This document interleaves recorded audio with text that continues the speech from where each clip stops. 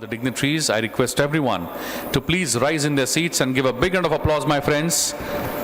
A big round of applause as we are welcoming the former National Vice President of Bharatiya Janata Party, Shri Shyam Jajuji, Member of Bar Council of Maharashtra and Goa, Advocate Jayant Jai Bhaviji, along with the Managing Trustee of MIDES and Executive President of MIDE, Dr. Rahul V. Karadji, Dr. Sanjay Upadhyay, Dr. Parimal Maya Sudhakar, Dr. Abhijit Dhere. Everybody is joining hands for ringing the bell of democracy. My friends, this bell stands as a reminder that in a democracy, every voice matters. Every action counts, and leadership finds its true purpose in service of people. A big round of applause as the bell is ringing and resonating. The sound of this bell echoes for the ideals and equality. Thank you very much. I request the dignitaries to kindly light the traditional lamp.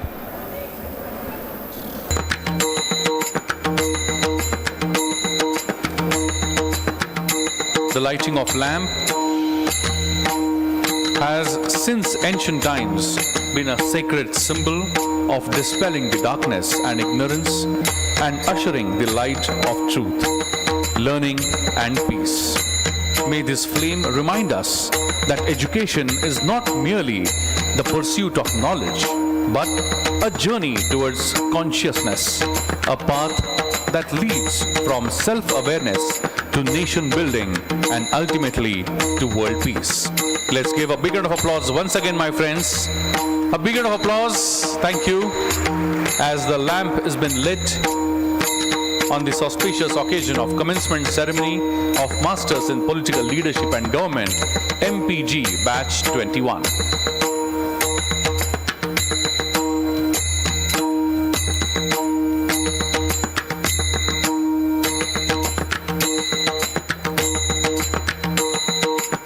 Thank you very much. I request all the dignitaries to kindly accept the chairs. It is my privilege to welcome you all to the commencement ceremony of the Master's Program in Political Leadership and Government, a program that embodies the vision of MIT School of Government, Bharat's pioneering institution dedicated to creating ethical and capable political leaders. Founded under the visionary leadership of Dr. Rahul V. Karad, MIT School of Government was established to professionalize the politics and governance through education that blends knowledge with purpose. The school stands as a bridge between the academia and public life, preparing young minds to engage with democracy through critical thinking, field exposure, and spirit of service. Over the years, my friend, MIT SOG has nurtured hundreds of graduates who now contribute meaningfully to public policy, administration, and political communication.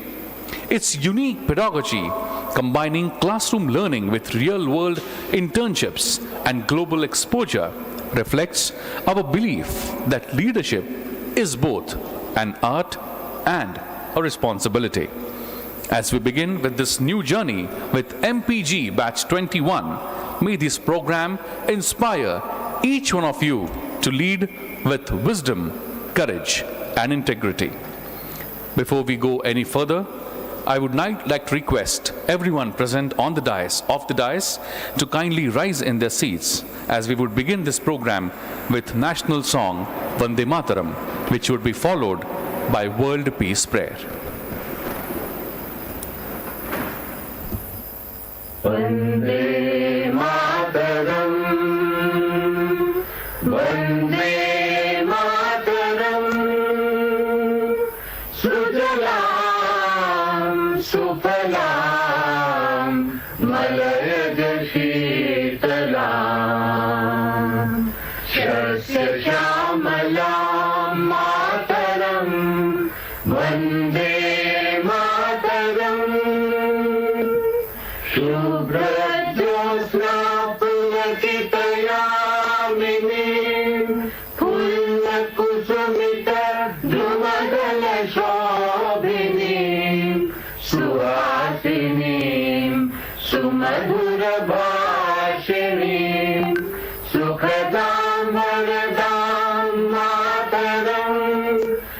Vande Mataram Vande Mataram. Thank you. I request everyone to please fold their hands, close their eyes, and in the spirit of unity and global harmony, let us join our hearts and voices in the fervent World Peace Prayer.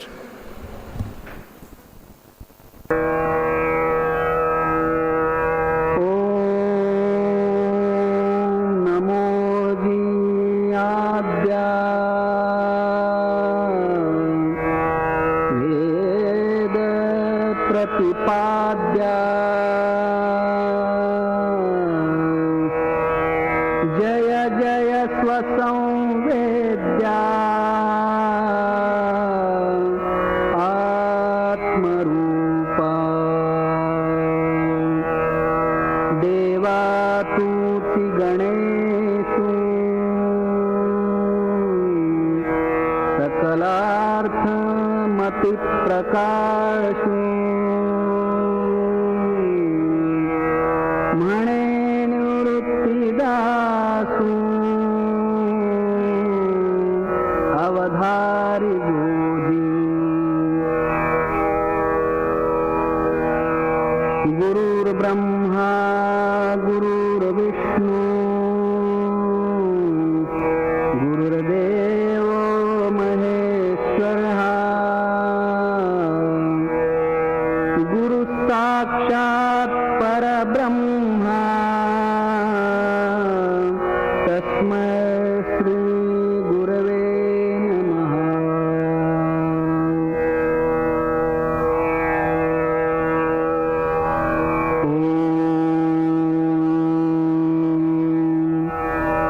पूर्णमदः पूर्णमिदं पूर्णात् पूर्णमुदच्यते पूर्णस्य पूर्णमादाय पूर्णमेवावशिष्यते.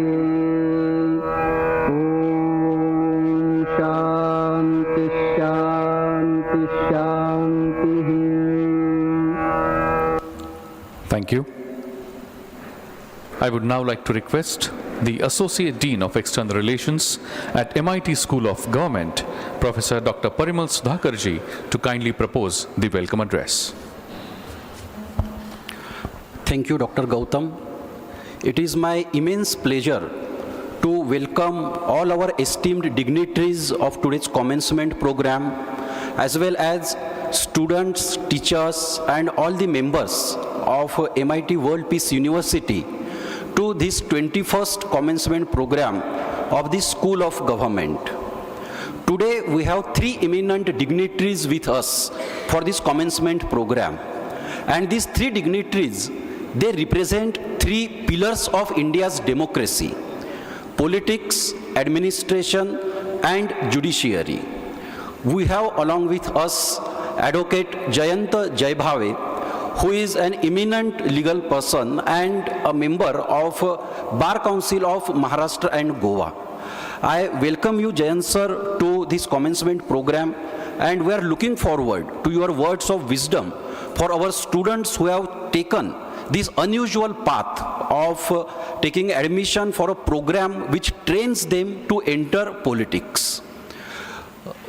Very soon we will be joined by our another eminent dignitary, Dr. D.P. Agrawal, a former chairperson of Union Public Service Commission, representing bureaucracy administration in our service.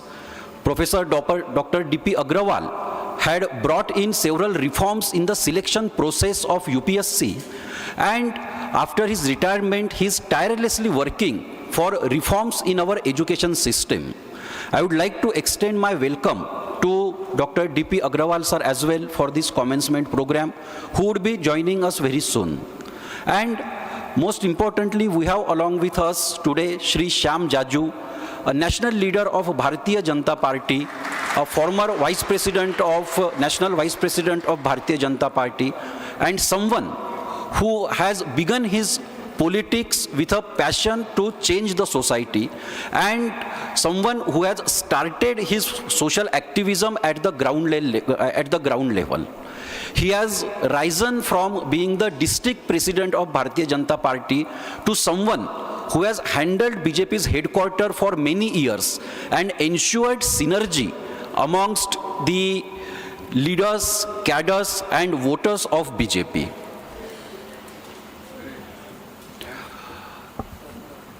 As I said that these three eminent dignitaries, they represent the three pillars of democracy in our country. However, we all know that for selection to judiciary, for selection to bureaucracy, administration, there was always a thorough process that was in existence in our country for many, many decades. However, politics, which is central to democracy, to enter politics, no formal training was required.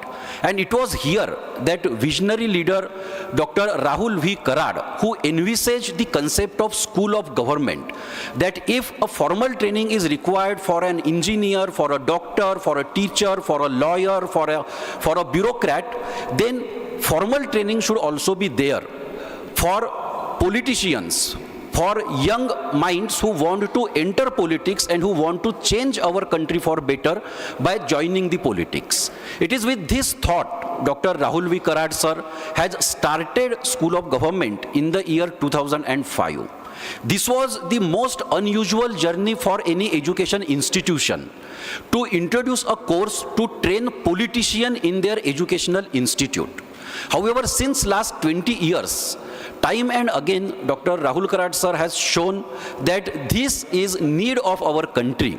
And all the participants who are taking admission year after year in the program of Masters in Political Leadership and Government, they also have reciprocated quite well to the concept of Dr. Rahul V. Karad, that they do not want to enter politics only because of their dynastic background, they do not want to enter politics only because of their passion, but they want to enter politics to change politics and our society by acting professionally in the politics. And it is with this vision, this 2 years course of Masters in Political Leadership and Government has been running quite successfully at the School of Government.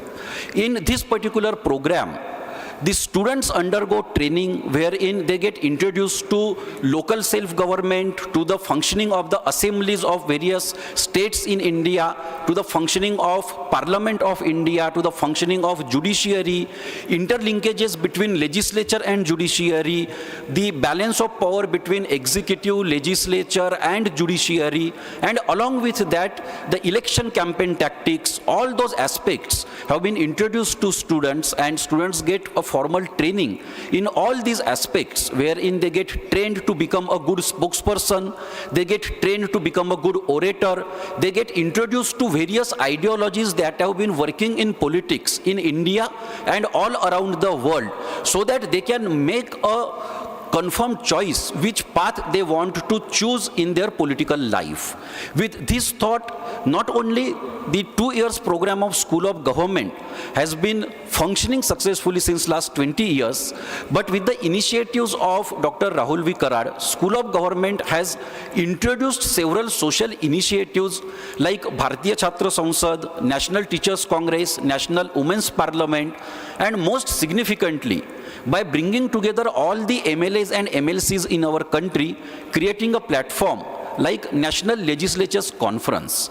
This is a vision of an educationist wherein students are getting connected to various aspects of society and they are reliving experiences of various sections of our society through rural immersion program, by national immersion program, by international immersion program. And it is a new education model that is being introduced at the MIT World Peace University, and MIT School of Government is at the forefront of this new educational model that Dr. Rahul Karad sir has envisaged and implemented quite successfully. This is the 21st batch of MIT School of Government, and I congratulate all the participants of 21st batch for taking this bold decision to enter politics with a decisive mind, to choose a path with proper information, knowledge and wisdom. And I wish them all the best, and I am quite confident that like their predecessors, like the alumni of MIT School of Government, all of them also will be very successful in the public life. Today we see that many alumni of MIT School of Government, they have tasted success in social and public life. Some of them are MLAs in the state legislature, some of them are national spokesperson of political parties, some of them are elected representatives at the local body government, and many of them, like Shri Shyam Jaju, they are working for party organizations, for national parties, for regional parties, and are becoming backbone of functioning of those political parties at the national level, state level, and the local level. This is a positive change that School of Government is bringing, and I thank everyone who has joined today in this journey to strengthen the democratic politics of our country. And with these words, I once again welcome all the dignitaries to 21st Commencement program, and I wish all the best to all our students. Thank you.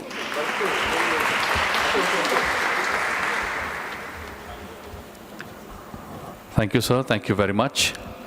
And now, my friends, as per the tradition of our country, Atithi Devo Bhava, I would like to request Dr. Rahul Vikarat sir to kindly felicitate and welcome the dignitaries on the dais. First and foremost, I would like to request sir to kindly felicitate and welcome the former National Vice President of Bharatiya Janata Party, Shri Shyam Jaju ji. A big round of applause for Shri Shyam Jaju. Thank you very much, sir, for your kind presence.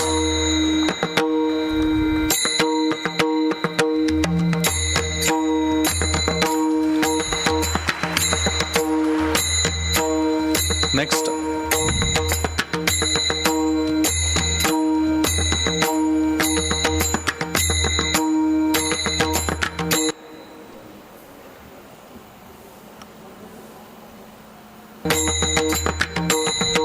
Next, I would like to request sir to kindly felicitate the member of Bar Council of Maharashtra and Goa, Advocate Jayant Jaybhaviji. A big round of applause, my friends, for Advocate Jayant Jaybhave. Thank you, sir. Thank you very much for your presence.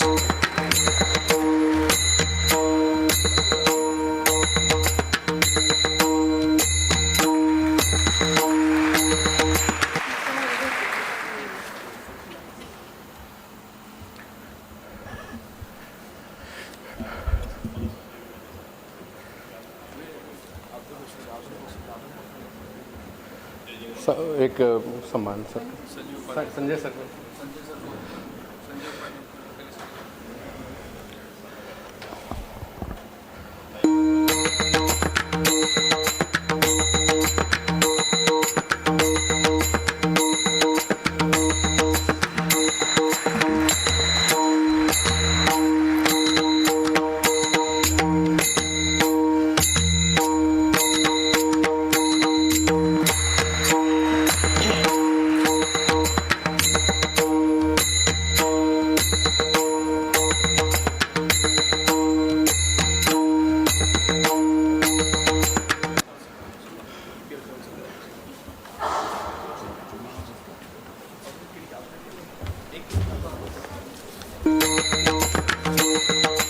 My friends, it is indeed our honor and privilege that Sanjay Upad, the former chairman of Union Public Service Commission, Dr. D.P. Agarwal ji, is now here with us. Let's give him a big round of applause, and I request sir to kindly felicitate and welcome him.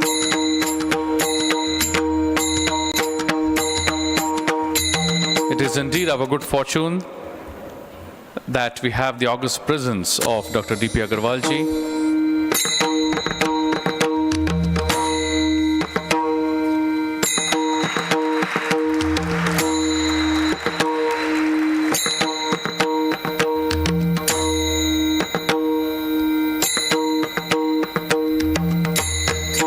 What a beautiful gathering on stage, my friends. A personality from law, a personality from administration, and from politics. Everybody is present on stage. Thank you very much. नमस्कार, जय हिंद। आज का ये दिन केवल एक batch का शुभारंभ नहीं है, बल्कि एक नए राजनीतिक युग की शुरुआत है। 20 वर्ष पहले जब भारत में राजनीति को केवल सत्ता की सीढ़ी माना जाता था, तब एक दूरदर्शी युवा नेतृत्व डॉक्टर राहुल विश्वनाथ कराड सर ने एक असंभव सा सपना देखा। भारत में भी राजनीति को संस्कार, शिक्षा और मूल्यों के साथ जोड़ा जा सकता है क्या? उन्होंने सोचा कि अगर डॉक्टर, इंजीनियर, IT एक्सपर्ट्स बनने से पहले प्रशिक्षण जरूरी है, तो नेता बनने से पहले क्यों नहीं? और इसी सोच ने जन्म दिया MIT स्कूल ऑफ गवर्नमेंट का। आज उस 20 साल पुराने बीज ने बट वृक्ष का आकार ले लिया है और हमारे सामने ये जो नई पीढ़ी बैठी हुई है, उस सपने को साकार करने वाली सबसे बड़ी प्रतिनिधि पीढ़ी, उनके लिए जोरदार ताली हम सब की तरफ से। आज यहां से निकले अनेक युवा किसी एक विचारधारा के नहीं, किसी एक राजनीतिक विचारधारा के नहीं, बल्कि भारत की विविधता के प्रतिनिधि बनकर देश के कोने कोने में कार्य कर रहे हैं। कोई विधायक, कोई राजनीतिक दल का राष्ट्रीय प्रवक्ता, कोई नीति निर्माता और कई ऐसे भी जिन्होंने केवल इस प्लेटफॉर्म के बल पर अपनी राजनीतिक पहचान बनाई। हम सब आज गर्व से कह सकते हैं, यह वह मंच है जहां नेतृत्व को दिशा मिलती है, जहां राजनीति को नैतिकता का स्पर्श मिलता है, जहां युवा सपनों को जनसेवा का मार्ग दिखाई देता है।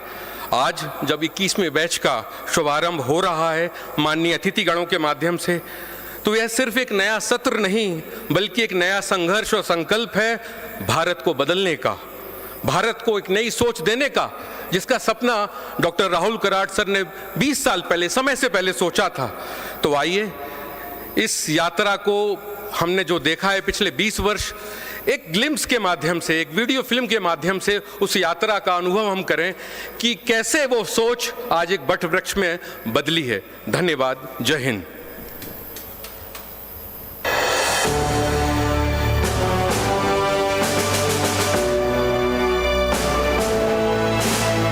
Let us join the politics. The educated people must come in public life. Qualified, competent people must come in public life.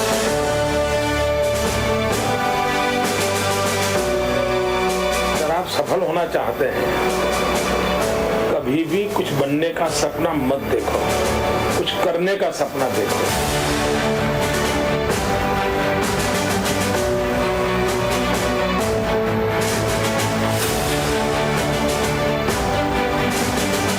Hello, my dear friends. I am MIT School of Government. First of all, I salute the great Indian democracy. I am the first institute in India where the upcoming generations of the country are given training in political leadership. I am extremely proud of the fact that I have been serving the world's largest democracy for the last 20 years. Today, I am glad to have an opportunity to converse with you. My exciting journey of nation building from politics will delight you indeed. You must be curious how I came into being. The torchbearer of transformation in democracy, Rahul Karad has always advocated youth engagement in politics and believed that leadership can be improved if they are groomed and trained well. With this aim, Rahul Karad established me MIT School of Government in Pune in 2005. According to Swami Vivekananda, at first every noble thought is made fun of, then it is opposed, and finally it is accepted. Similarly, Rahul Karad's journey to establish the School of Government has been a challenging one. Initially, when he propelled training of youth in politics, people didn't take it seriously. ऐसे एक छोटी सी journey 2005 में शुरू हुई MIT school of government के माध्यम से, जिसके ऊपर लोग हंसे थे। MIT स्कूल ऑफ गवर्नमेंट जैसे यहाँ पे पनपा और सभी पॉलिटिकल पार्टियों में पद लेके बहुत अच्छे तरीके से अलग अलग पार्टियों में काम कर रहे हैं और हमारी अपेक्षा है कि एक चारित्र संपन्न और एक अच्छी पीढ़ी हम आने वाले समय में हमारे लोकतंत्र में हम पेनिट्रेट कैसे करें। Amid the criticism, several prominent people lent their full support to the School of Government.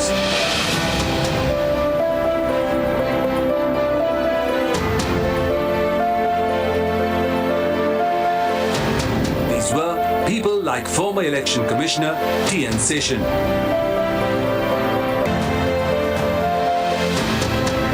Along with political leadership training, participants are taken for election and national study tours.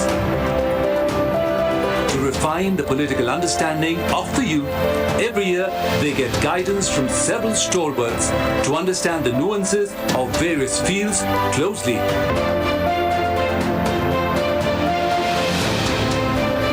MIT School of Government is not just an institution, but an expression of Rahul Karad's idea for political transformation.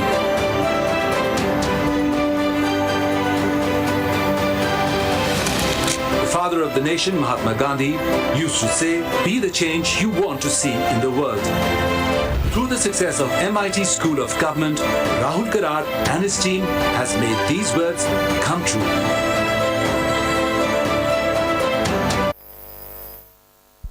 A big round of applause, my friends, to MIT School of Government and the vision of Dr. Rahul Vishwanath Karad. A big round of applause. Thank you very much, sir, for seeing such a dream. And this year, we are inducting the 21st batch of MPG program. Thank you very much. And now it is important that when a student starts his journey, the feeling that student has is very different. And today we have two such representatives from this MPG Batch 21 who would like to express this special feeling on behalf of all the students in the batch. First, I would like to invite on stage Mr. B.S. Prasanna, who comes all the way from Tamil Nadu to participate in MPG Batch 21. Please put your hands together and motivate him to address the gathering. Good morning to all respected faculty members, dignitaries, and my dear friends. I am Prasanna from Tamil Nadu, and I am proud to be a part of Masters in Political Leadership and Government MPG Batch 21 here at MIT School of Government, Pune. I was deeply passionate about joining MIT SOG because I have wanted to understand leadership not just as a position, but as a responsibility to learn how good governance can truly bring change in people's life. It's truly an honor to stand here today and share my experience as a part of inspiring journey. It's been just 2 months since I joined, but honestly, these 2 months have felt like a journey of transformation. Coming all the way from Tamil Nadu, I was both excited and little nervous, especially because Hindi is not my strong language. I worried about how I would communicate or connect, but from the very first day, my classmates never made me feel out. They supported me, they guided me, and made me feel at home. What truly makes this course special is that it's not just about theories or classroom lessons, it's about practical learning and ground level experience. Every session, right from field visit and discussion, has opened our eyes to real meaning and leadership and governance. We are not just studying politics, we are learning how to understand people, solve problems, and serve the society. In upcoming days, we will gain even more exposure through real-world experiences like traveling to Bihar during the election periods to witness democracy in action, to participate in National Legislative Conference, NLC, where we'll learn from political leaders, and later during our national study tour, visiting various ministries and even our parliament to understand governance at national level. These opportunities truly make this course one of the kind and prepare us to become future leaders who can make a real impact in this country. In these 2 months, I have grown not only as a student, but also as a very good person.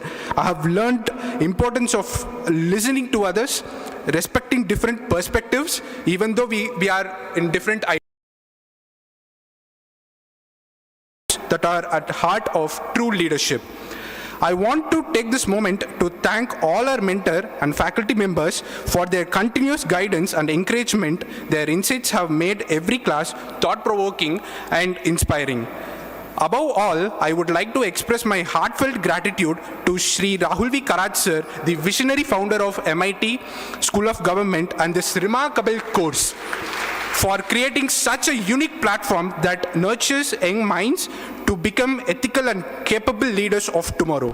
His vision and dedication have truly made a difference in shaping the future of political education in our country. As we continue this journey, I believe we are not just preparing to become political leaders, we are preparing to become responsible citizens and change makers. Thank you. Thank you very much, Mr. Prasanna, and thank you very much for sharing your thoughts with all of us. Now I would like to invite on stage a second participant from MPG Batch 21, all the way from Sangli, Maharashtra, Ms. Tanvi Khadilkar. Please put your hands together and welcome her with a round of applause.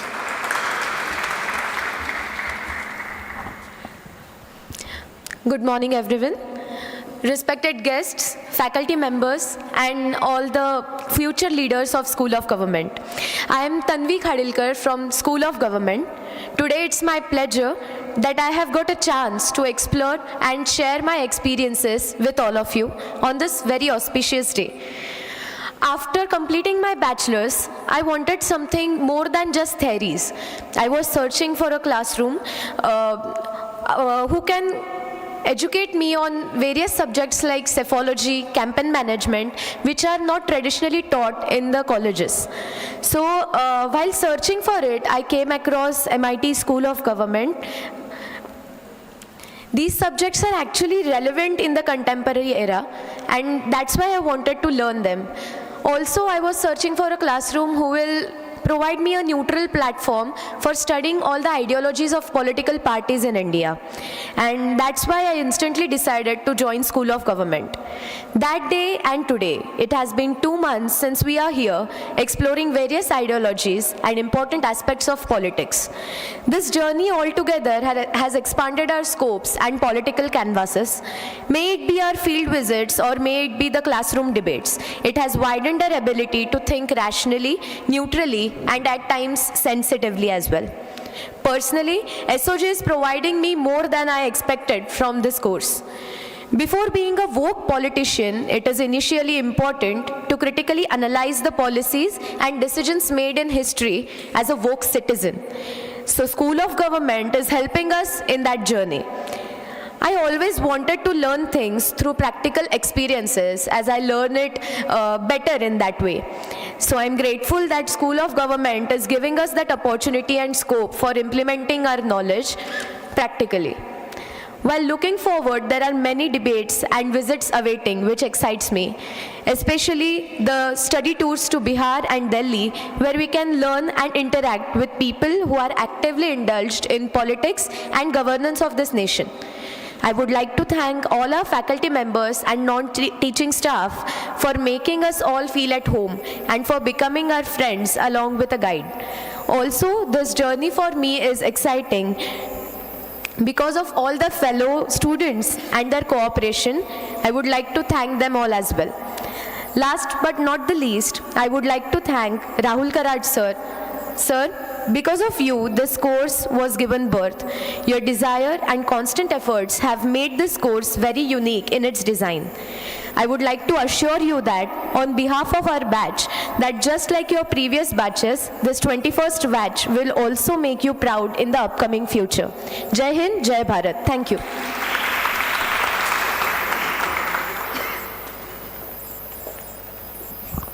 Thank you very much, Tanvi. And it is really a good fortune of all these students that on their very first day, the inaugural day, they have such tall personalities present here on stage to guide them all.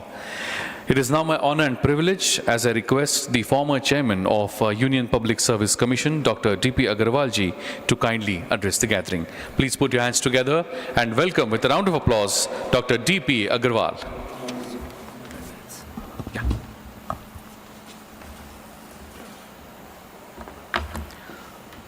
Good morning, friends. It's a great occasion.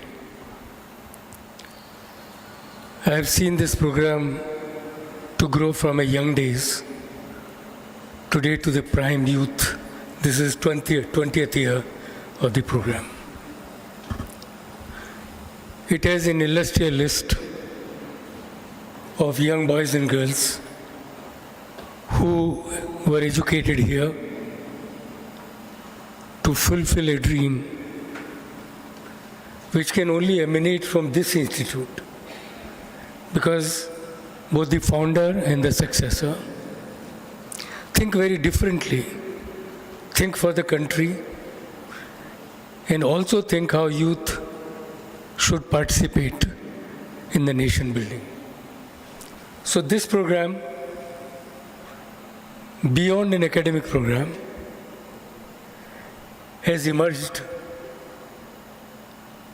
a showpiece in the country where leaders are grown, their dreams are nurtured, and pathways are identified. Nothing can be better than this. Recently, I was in a workshop where there was a question asked, should the future policy making based on the research done in the field? And when I heard both these speakers prior to me, it gives me immense confidence that conducting research at the ground, understanding the data, let this data move into policy frame is a sure recipe of a quality policy which the governments will make. Please continue to do that. I am also aware that over the years, most of you are trained in looking how, as somebody just now used, democracy in action. In India being the largest democratic nation, election is a festival, election एक जुनून है, election एक देश की प्रतिक्रिया है, इसमें युवाओं का सहयोग, कैसे देश को आगे ले जाने की इच्छा, इस सब की एक पिक्चर उभर के आती है। और उसके दौरान आप जब फील्ड में जाते हैं, कैसे डिफरेंट ग्रुप एक तरह से बिहेव करते हैं, कोई और ग्रुप कैसे बिहेव करता है, पर मुझे ऐसा लगता है कि इन सब में एक ही कॉर्ड है, वो है how to build a nation. I knew from the day one that this program is not designed to make you a civil servant, that you will become an IAS. Nobody stops you for that either. I know some of you did get success to become an IAS and IPS, but more than that, it inculcates in you that you would try to lead this nation in the future developmental paradigm. You would be a leader. You would be taking the responsibility of developing policies for the welfare of the nation. In another talk I delivered for Pradhan Mantri Sangralaya 4 years ago, and they asked me, what are the challenges for governance? I'll just share 3 points which are important. Fourth, I avoided, and I'll mention that to you. And let me mention that first. People believe, and that's probably Rahulji Karad thought, that we must develop people who are uncorruptible. Those who are educated, they understand that corruption can eat in the roots of everything, and democracy is a part of it. But I always believe the financial corruption is not the critical part of any nation building. What is most critical part of a nation building is the kind of dreams you have for nation.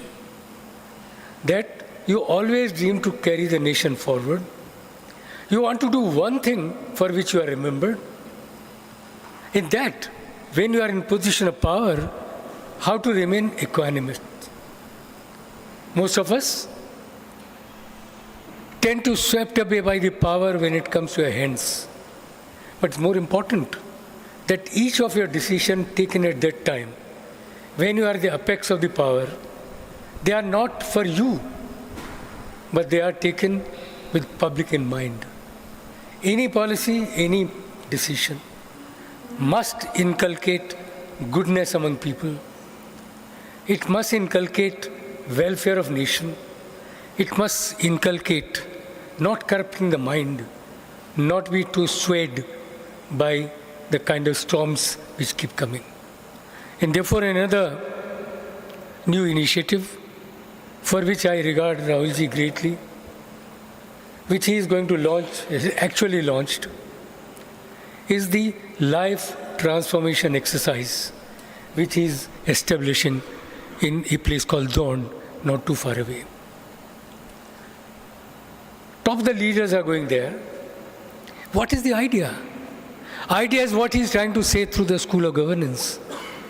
Idea is that you become a holistic person. You are not swayed easily by one thought today and the other thought tomorrow. You must look at all the possibilities of political framework. You must understand there are different methods of doing various things. And then you choose your own path. And once you have chosen a path, you must move on it. And for that, you must be a person with integrity. You must be a person with passion. You must have a character. And at heart, you must desire to solve the problems whose problems are waiting for too long. We also understand country is moving very fast. We are going to become third largest economy just around the corner. It puts a lot of challenges on us. The old methods of working will change. New paradigm has to emerge. Technology playing a great role. Honorable Prime Minister speaks of Digital India.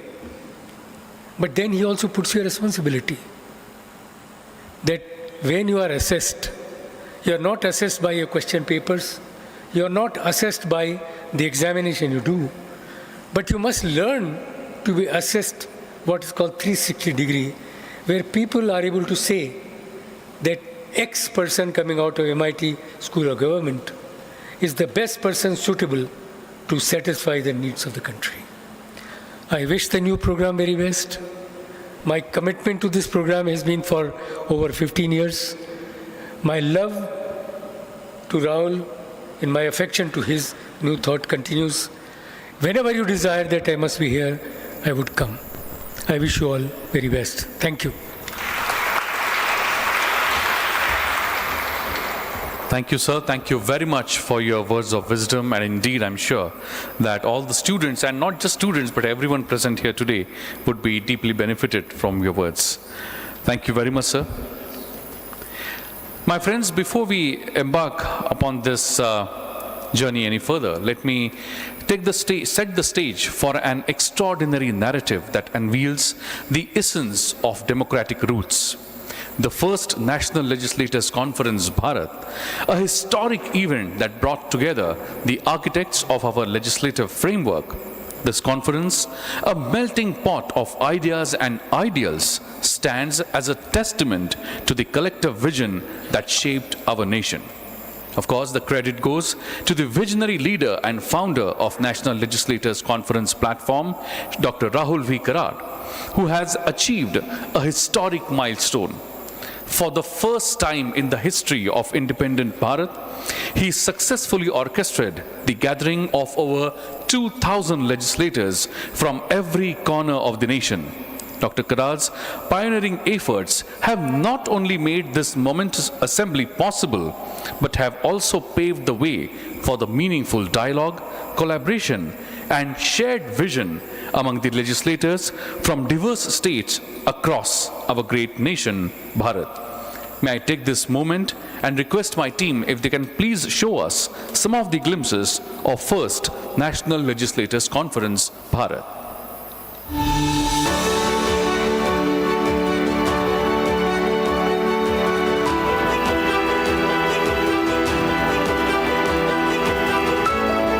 भारतीय संविधान हमारे देश का सर्वोच्च ग्रंथ है जो सरकार को शासन चलाने की शक्ति देता है। हमारा संविधान हर भारतीय की पहचान है जो सभी नागरिकों को समानता की गारंटी देता है। हर नागरिक को समान अवसर मिले, इसके लिए जनप्रतिनिधियों के बीच आपसी संवाद बेहद जरूरी है। संवाद से राष्ट्र निर्माण के मूल मंत्र के साथ राष्ट्रीय विधायक सम्मेलन यानी नेशनल लेजिस्लेटर्स कॉन्फ्रेंस भारत की स्थापना हुई।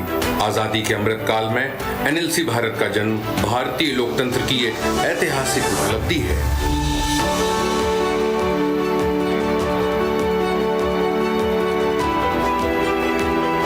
मुंबई में एनएलसी भारत के प्रथम सम्मेलन का आयोजन 2023 में 15 से 17 जून के बीच हुआ। इस सम्मेलन में अनेक राज्यों के मुख्यमंत्री, लोकसभा विधानसभा के स्पीकर महोदय और एमएलए एमएलसीज ने भाग लिया। पूरे प्लेटफॉर्म से मेरी इच्छा है कि तमिलनाडु का एक कोई एमएलए और महाराष्ट्र का एमएलए, उनकी भी दोस्ती कैसे बन जाए। राजनीति के इस महाकुंभ के दौरान पूरी दुनिया भारतीय लोकतंत्र के सबसे बड़े गैर राजनीतिक मंच एनएलसी भारत के गठन की साक्षी बनी।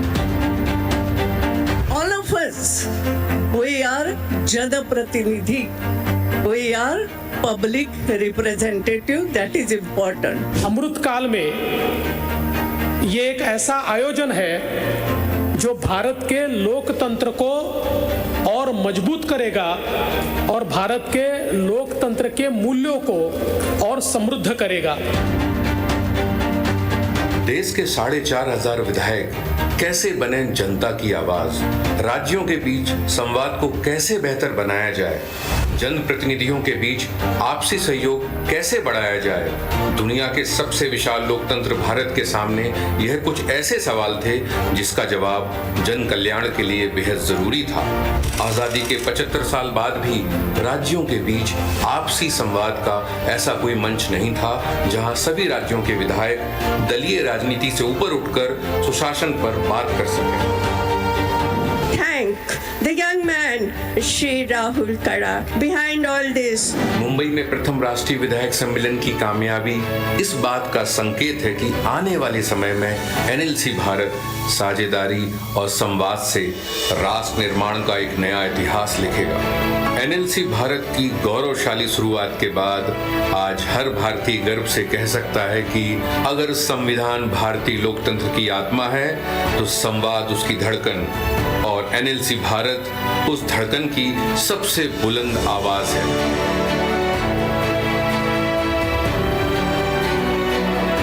Let's put our hands together, my friends, and welcome with a big round of applause the Managing Trustee of and MITE's Executive President, MIT World Peace University, and the Chief Initiator of MIT School of Government, and the founder of innovative platforms like NLC, BCS, and many more. Please put your hands together and welcome with a big round of applause Dr. Rahul V. Kara. Thank you, Professor Bapat, for those wonderful words for me. You all have seen him many a times. I think your contribution is also in this journey is very, very important. Janani Janmabhumisha Swargadapi Garyasi. On behalf of the bodies of trustees and our revered founder, Dr. Vishwanath Karad sir, our mentor, Shri T.N. Session, the late Shri T.N. Session Sahab, I remember today Dr. Mashelkar, and many other people who guided in this journey. On behalf of all of them, let me welcome the chief guest of today's program, the former Vice President of BJP Party, the National Vice President, Shyam Jaju ji. मैं आपका मन से हृदय से स्वागत करता हूँ यहाँ पे. I want you to put a. I also wish to express my happiness that Professor D.P. Agarwal Sahab in the last minute he could come here. He's always, I don't know how and where you come from, sir. But I think last 10 years now you are supporting this very institution, all the academic initiatives. The former UPSC chairman, he has mentored many IITs in the academic domain. He has wonderfully contributed. And he has, while conceiving this very thought process of MIT World Peace University, Professor Agarwal Sahab has immensely contributed. Thank you, Professor Agarwal, for being here. I want to express my happiness that Advocate Jain Zahid Bhave Sahab, your contribution again, I must express that the law school, what we have established in the very process of getting approvals from the Bar Council of India. But that is one technical thing, but beyond that, I think is the kind of environment you have created in the BCI member and the senior advocate, and many important cases he has handled in his journey. And recently one very important book the very 25 important judgments of Supreme Court. It was published by Honorable Chief Justice of India, Gawai Sahab in Delhi. I think soon we will have some photo opportunity here. I want to compliment you, sir, all the way you have come from Nasik. Thank you so much.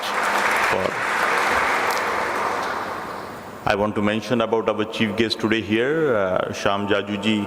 One important point, I missed it last. In this 21 years of journey, this 21st batch, of course, School of Government student, I see some of the law students and the School of Journalism students intentionally, because as when we talk about the government is about executive, judiciary, media is of course very important, and the legislatures all put together. So I think there is students from all these disciplines, sir, and our leaders here, Professor Agao, Madam Inamdar, all of them, they are mentoring this very mission along with Professor Parimal Maya Sudhakar, who is a very senior writer, thinker, and he is our, the guide in this last now almost 7 years, 8 years, 10 years, 10 years. Thank you, sir. Thank you. You are fantastic. And our program director, who is recently joined here. So thank you, all the members. And today we are going to unveil one very beautiful book written by our Sanjay Upadhyay. You must have seen him many times in this corridor premises, and of course for the particularly School of Government students, many lectures he has conducted so far. For this batch, I don't know how many lectures so far we have conducted, sir. 4 sessions, I think, and we all know his unique style.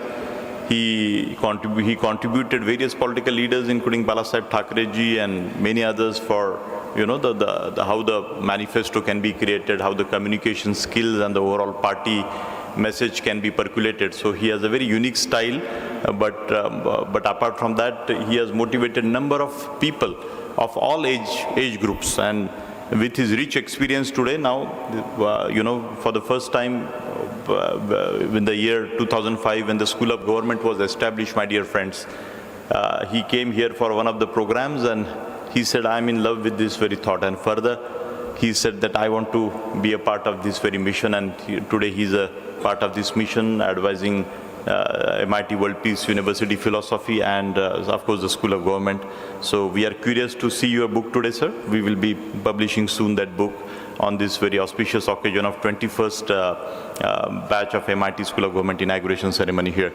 So everyone sitting, and all of you, the future leaders, students in different walks of the life, you are going to go. Of course, the law students, I think Professor Jai Bhaveji's very session will be very important for all of you. The lawmakers and Jai Bhave sir, what can we say? The law executors, or so I think they are the lawmakers and the lawyers are the law executors. So I think, and the judiciary. So we all, it is a very beautiful, and from the journalism field also, the 4th pillar of our democracy, we all always say, and great. Shyam Jaju ji, आपका आज का यहाँ पे आना मुझे बड़ी प्रसन्नता देता है कि पिछले 20 साल में उन्होंने जितने भी बीजेपी पॉलिटिकल पार्टी से जितने भी लोग यहाँ पे आए, तो हमेशा वो पर्दे के पीछे रह के उन्होंने पार्टी की भी उनकी सेवा की है और हमेशा संगठन में काम किया है। वो कभी भी उनकी ये भावना नहीं थी कि मैं मंत्री बनूं या कुछ और, वो ज़रूर उस तरीके से बन सकते थे, लेकिन मुझे आपकी पार्टी की भी, एक कम्युनिस्ट पार्टी ऑफ इंडिया की, और आपकी मुझे विशेष रूप से, मतलब कांग्रेस पार्टी में भी पुराने समय में ट्रेनिंग का कल्चर हुआ करता था, बट कुछ कारण से अभी वो थोड़ा सा कम दिखता है। लेकिन ये 2 पॉलिटिकल पार्टियों का मैं जब थोड़ा अध्ययन करता हूँ तो ट्रेनिंग, एजुकेशन, इसको हमेशा इन पार्टियों ने बढ़ावा दिया है। और शायद मुझे प्रसन्नता है श्याम जाजू जी की स्कूल ऑफ गवर्नमेंट के बाद आपने भी, हमारे स्टूडेंट वहाँ मिस्टर पई, उन्होंने और बाकी सब लोगों ने मिलके वहाँ पे स्कूल ऑफ गवर्नमेंट के ही बेसिस के ऊपर एक स्कूल वहाँ पे लीडरशिप का भी हुआ है, और भी कुछ जादवपुर यूनिवर्सिटी में, गुजरात में और भी जगह के ऊपर इस तरीके के स्कूल पिछले 21 साल में आप सभी स्टूडेंट्स को पता होना चाहिए कि एक बेंचमार्क के रूप में MIT स्कूल ऑफ गवर्नमेंट का ये जो मॉडल है जो यहाँ पे बन गया है। और मैं बस आपके सबके सामने इतना ही कहना चाहूँगा कि एक मैनिफेस्टेशन कैसे होता है, और कुछ कल्पनाएं, मुझे तो कुछ आध्यात्मिक अनुभव की तरह लगता है।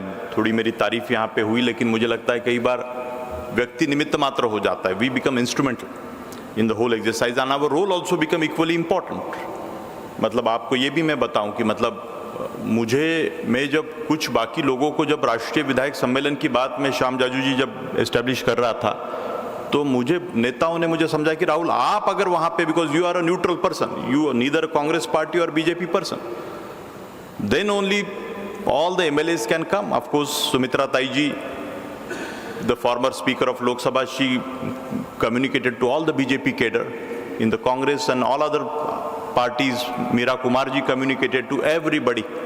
And of course, the Maharashtra leadership that time, Shri Devendra Fadnavis ji and many other people contributed eventually. But the environment was created.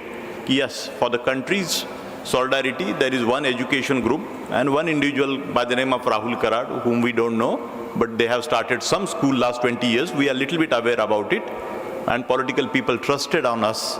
Imagine that one, and long back I manifested that I will gather some 100, 200 MLAs, and imagine that some 1750 MLAs together, they gathered in city of Mumbai. Unbelievable, and sharing the best practices of different states. The Kerala may be having Congress government or Maharashtra has a BJP, but मुझे लगता है कि सरकार establish होने के बाद नीतियों का एक दूसरे के साथ आदान प्रदान होना जरूरी है। फिर से नए सिरे से पायलट प्रोजेक्ट वहां पे जो बन गया है, उसका पूरा हम पॉलिटिकल पार्टियों में भी जो ईगो है श्याम जाजू जी कि उस पार्टी ने कुछ योजना वहां पे, तो हम उसका पूरा नामकरण बदल देंगे और भी कुछ चीजें करेंगे, और कई बार ऐसा भी होता है कि उसकी नजरअंदाज भी हो जाएगा। लेकिन मुझे लगता है कि ये जो प्लेटफॉर्म है, इस फोरम के माध्यम से मुझे प्रसन्नता हुई कि करीबन 150 एमएलएज में, कि एक बीजेपी के एमएलए, एक कांग्रेस के एमएलए, ऐसे उनमें हमने एमओयू बनाया है। श्याम जाजू जी, आपको पता होना जरूरी है ये, उस रिपोर्ट में पूरा एमओयू, क्यों कि हम अपने अपने तरीके से अपने आइडियोलॉजी के अनुसार अपनी जो एक विरोध की जो भूमिका जो लोकतंत्र में है वो तो जरूरी है, लेकिन आपके कॉन्स्टिट्यूंसी में अगर अच्छा काम कुछ आपने किया है तो हम सीखना चाहते हैं, इस कॉन्स्टिट्यूंसी का काम हम सीखना चाहते हैं। तो ये जो उदारता है ये भारत के लिए बहुत ज़रूरी है। और पॉलिटिकल कल्चर की मैं बात यहाँ पे हमेशा पहले भी बोला हूँ कि हमें अच्छा आइडियल पॉलिटिकल कल्चर देश में बनाने की ज़रूरत है। मैं इस बात का जिक्र करना चाहूँगा कि अभी 150 एमएलए लगभग अमेरिका 20 पॉलिटिकल पार्टियों के, बीजेपी के 30-40, कांग्रेस के 30-40 और भी रीजनल पार्टियों के सभी लीडर्स को हम लेके बॉस्टन गए थे। मुझे नहीं पता था कि अमेरिका में ऐसी कुछ बॉडी है, लेकिन NCSL नाम की वहाँ पे एक बॉडी है, national conference of state legislatures.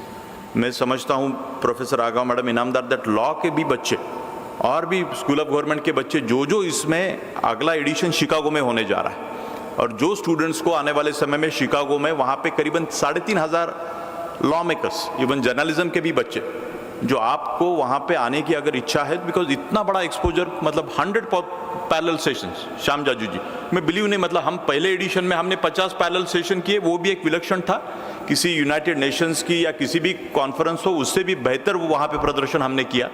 लेकिन इतने डिटेल जो अमेरिकन डेमोक्रेसी के साथ ही हमारी चाइना के साथ तो कंपैरिजन हो नहीं सकती DP अग्रवाल सर। तो उस भूमिका से मैं जब अमेरिका की तरफ देखता हूँ तो शायद हम उसी फेज में, अभी प्राइवेट यूनिवर्सिटीज़ देश में बन रहे हैं और भी रोड रास्ते बन रहे, तो शायद 40 साल पहले जो अमेरिका में जो रोड रास्ते और जो लैंड ग्रांट स्कीम के माध्यम से 50-70 साल पहले भी कुछ डेवलपमेंट वहाँ पे हुई, और इंस्टीट्यूशंस और जो कारखानदारी तक की डेवलपमेंट, बाकी डेवलपमेंट, तो शायद कुछ एरियाज़ में हम उसी तरीके से, उसी फेज से हम गुजर रहे जाए भावे जी। तो उस तरीके से मैं उस देश की तरफ देखता हूँ, और इतना कुछ लर्निंग रहा। अभी 150 एमएलए जब लेके, तो वहाँ के 3000 एमएलए लगभग वहाँ के, जिनको state representatives and state senators बोलते हैं, और हमने एक बुकलेट भी बनाया था कि comparison between this two democracies, वो भी हमने हमारे सभी एमएलएस को दिया था पढ़ने के लिए। तो बहुत उत्साह से हमारे सभी भारत के सभी पार्टियों के एमएलएज ने वहाँ पे भाग दिया, भागीदारी दी, उसका एक बहुत अच्छा रिपोर्ट भी बना है। लेकिन कहने की बात है कि जो अग्रवाल सर ने बोला कि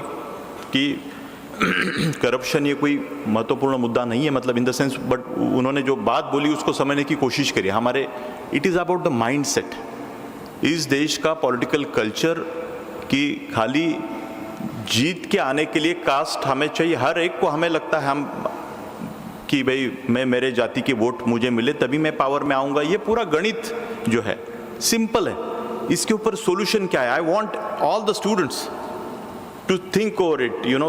अभी तन्वी आपने भी और Prasanna, both of you have spoken in Tamil Nadu, very wonderful example of Tamil Nadu, the Shyam Jaju जी, इसके ऊपर आप ये प्लेटफॉर्म भले ही छोटा दिख रहा है, small number, but it is very very powerful. the students in the different places they have gone, and academically it has communicated so many ripples across the nation. The training की बात देश में बढ़ाने के लिए इस संस्था का जो एक भूमिका रहा है, हम कोई क्रेडिट या मैं कोई राहुल कराड़ तो एक छोटी सी व्यक्ति बन के रह जाता हूँ मैं उसमें, इंस्टीट्यूशन हम तो 10, 20, 50 साल बाद कोई ये चलेगा आगे ये तो, लेकिन you needs somebody there as, जो मेरी न्यूट्रल भूमिका MLAs को भी इकट्ठा करने में रही या एज ए व्यक्ति के रूप में, जो सभी लोगों ने बोला ना आप वहाँ पे है तो न कोई अगर बीजेपी कांग्रेस या सरकार का ये प्लेटफॉर्म है तो हम इसमें आने के लिए हमारी अनुमति नहीं है, इसमें हम नहीं, ऐसे पॉलिटिकल पार्टियों के लोगों ने मुझे बोल के दिखाया, बोला I am not belong to any party. तो मैं कहने की बात ये कह रहा था कि खाली winning the election, all the law student, journalism student, you have to listen to this carefully कि winning the election can't be just, and for winning the election what further majority of our leadership they all the time they are in that very journey and the process of कि how do I win the election, जय भावे जी। बस win करने के लिए फिर ये न कि न प्रकार है ना, मुझे जात चाहिए, मुझे बाकी चीज़ें, तो उससे जातिवाद भी बढ़ रहा है देश में। तो मुझे कुछ सिंपल चीज़ें मुझे दिखती है कि हम छोटे छोटे छोटे छोटे सॉल्यूशंस, इसके ऊपर सॉल्यूशन क्या है? रिजर्वेशन की बात, महाराष्ट्र में इतनी जात की बात कभी भी नहीं हुई थी जो पहली बार इतने सालों में हुई है। मैं 40-50 साल पहले भी मैंने पुराने बुजुर्ग हमारे फाउंडर साहब से भी बात कर रहा था, वो बोले राहुल 30-40 साल पहले हम इतना नहीं, मतलब चैलेंजेस उस वक्त के अलग थे, बट अभी जो घृणा हमारे सबके मन में जाति का जो, तो you as a young generation need to think on these lines कि casteism, communalism, corruption, criminalisation, all this, and 100% there are number of solutions, very simple solutions. मुझे नहीं पता कि पॉलिटिकल पार्टियों के कंसेंसस, पॉलिटिकल कितने अध्यक्ष होंगे पूरे देश के प्रमुख, तो उनमें ये कंसेंसस होना एक नेशनल मैंडेट की तरह कि भाई ये हमारा कॉमन एक मेमोरेंडम है और हम इसको रिजॉल्व करते हैं। मैं तमिलनाडु का उदाहरण यहाँ पे देना चाहूँगा कि पेरियार साहब ने, you remember in Tamil Nadu nobody puts a surname, you know, you don't have a surname. How many people are aware in Tamil Nadu the decision was taken by the Periyar ji at that time that there is no surname. Here, if I say Mr. Agarwal or Shyam Jajuji, I can go till the Gotra. You get me? Simple, smallest of the small things. Can't we adopt something what Tamil Nadu has done some 40-50 years back? Prasanna, this is a question for you and each one of you to think about it. हमें सबको अभी तो ऐसा situation माहौल बन गया कि the spiritual leaders, Shyam Jaju ji, putting their surname so big, आगे पीछे, and exactly those political party, MLAs और लीडरशिप और whoever other people, they see that कि मेरे जाति का जो कोई स्पिरिचुअल गुरु है मेरे कॉन्स्टिट्यूंसी में, if he comes and he do प्रचार, it helps me. I don't know, is it a spirituality? Is it अध्यात्म?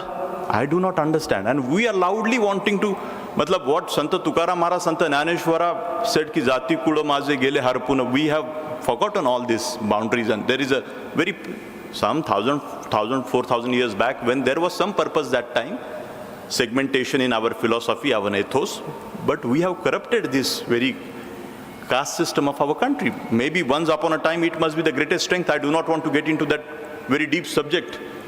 बट आप सब लोगों को, हमें संजय उपाध्याय जी, हमें विचार करने की ज़रूरत है।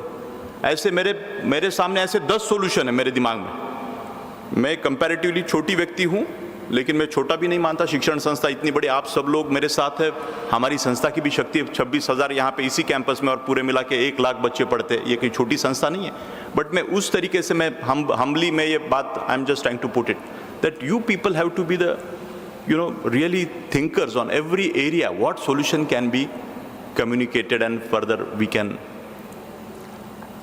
so ये एक पायलट तमिलनाडु में हो चुका है. TN Session, any surname. N Gopalaswamy, where is the surname? Mr. Karunanidhi, where is the surname? Mr. Stalin, where is the surname? There is no surname. My friend Mr. Karthik, well, sir, we don't put surname here. हमारे यहाँ पे तो मतलब कोई वड़ा पाव का ये भी है तो हमें वो ये भी दिखाना है कि जोशी वड़े वाले, आप समझ गए क्या?